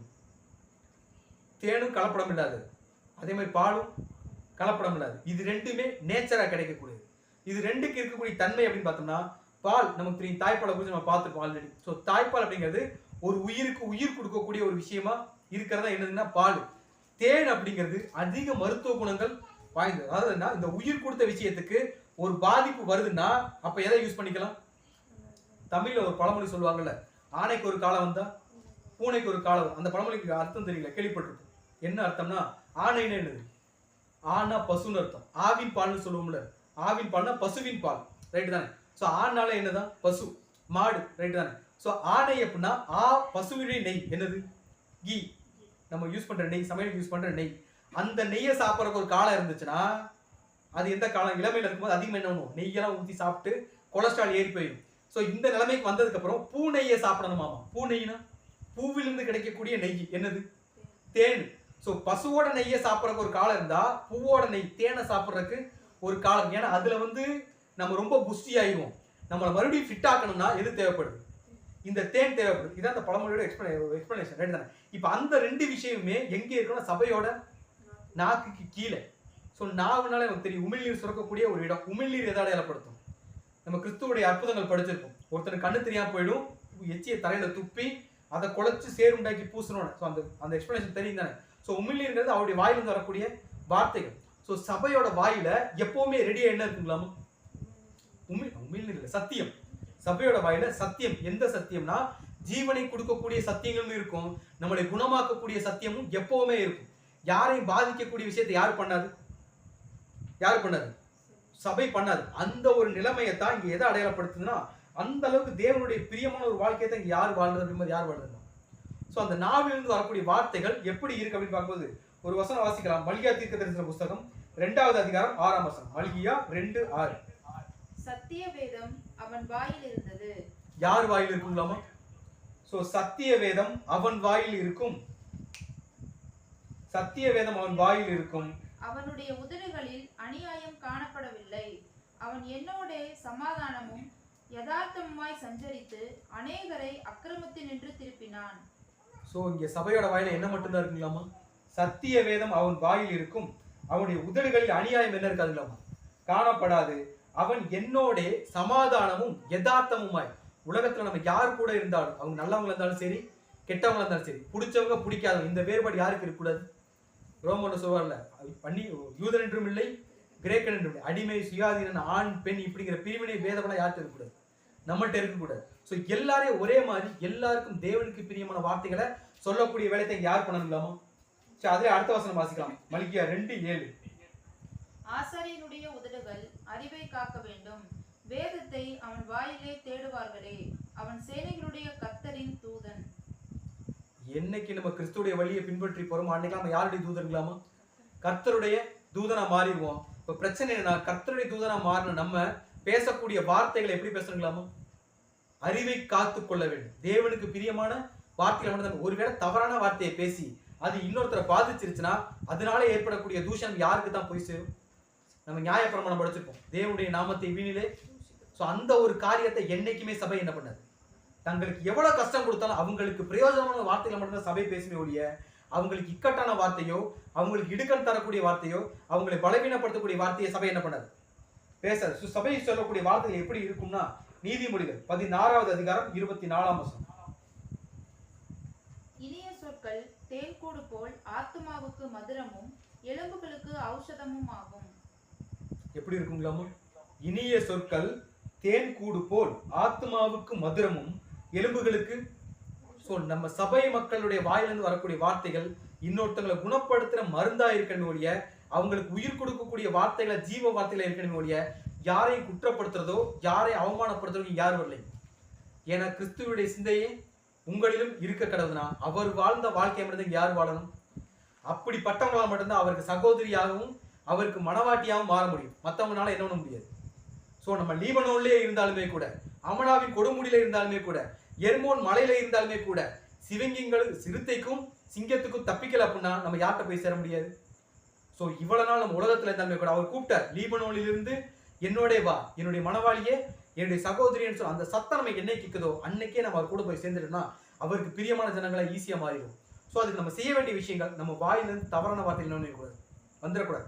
நம்ம வாயிலிருந்து வரக்கூடிய ஒவ்வொரு வார்த்தையுமே தேவனுக்கும் கிறிஸ்துவுக்கும் பிரியமான ஒரு வார்த்தைகள், மற்றவர்களை குணப்படுத்தக்கூடிய வார்த்தைகள், மற்றவர்களை உயிரூட்டக்கூடிய வார்த்தைகள் என்னைக்கு நம்ம வாயிலிருந்து வருதோ அன்னைக்கு தான் நமக்கு தேவனுக்கு பிரியமான ஒரு ஜனங்களா இருக்கும். அப்படிப்பட்ட ஜனங்களை கிறிஸ்து எப்படி ப்ரொடெக்ட் பண்றார், அவர் எப்படி வழி நடத்துறார், அவங்களை அவர் எப்படி கைட் பண்றார், அவங்களை எப்படி பாதுகாத்து வேலி அடைக்கிறார், அவங்களுக்காக அவர் எவ்வளவு எஃபோர்ட், ஏன்னா இவ்வளவு யார் எஃபோர்ட் எடுத்து சபை எடுத்த எஃபோர்ட். ஸோ அவங்களுக்காக கிறிஸ்து இன்னும் எவ்வளவு எஃபோர்ட் எடுக்கிறார் அப்படிங்கிறத குறித்து வரக்கூடிய வாரங்களை தொடர்ந்து நம்ம சிந்திக்கலாம். தேவன் தாமே இந்த வார்த்தைகள் நமக்கு ஆசீர்வாதம் தருவாராக. ஆமென்.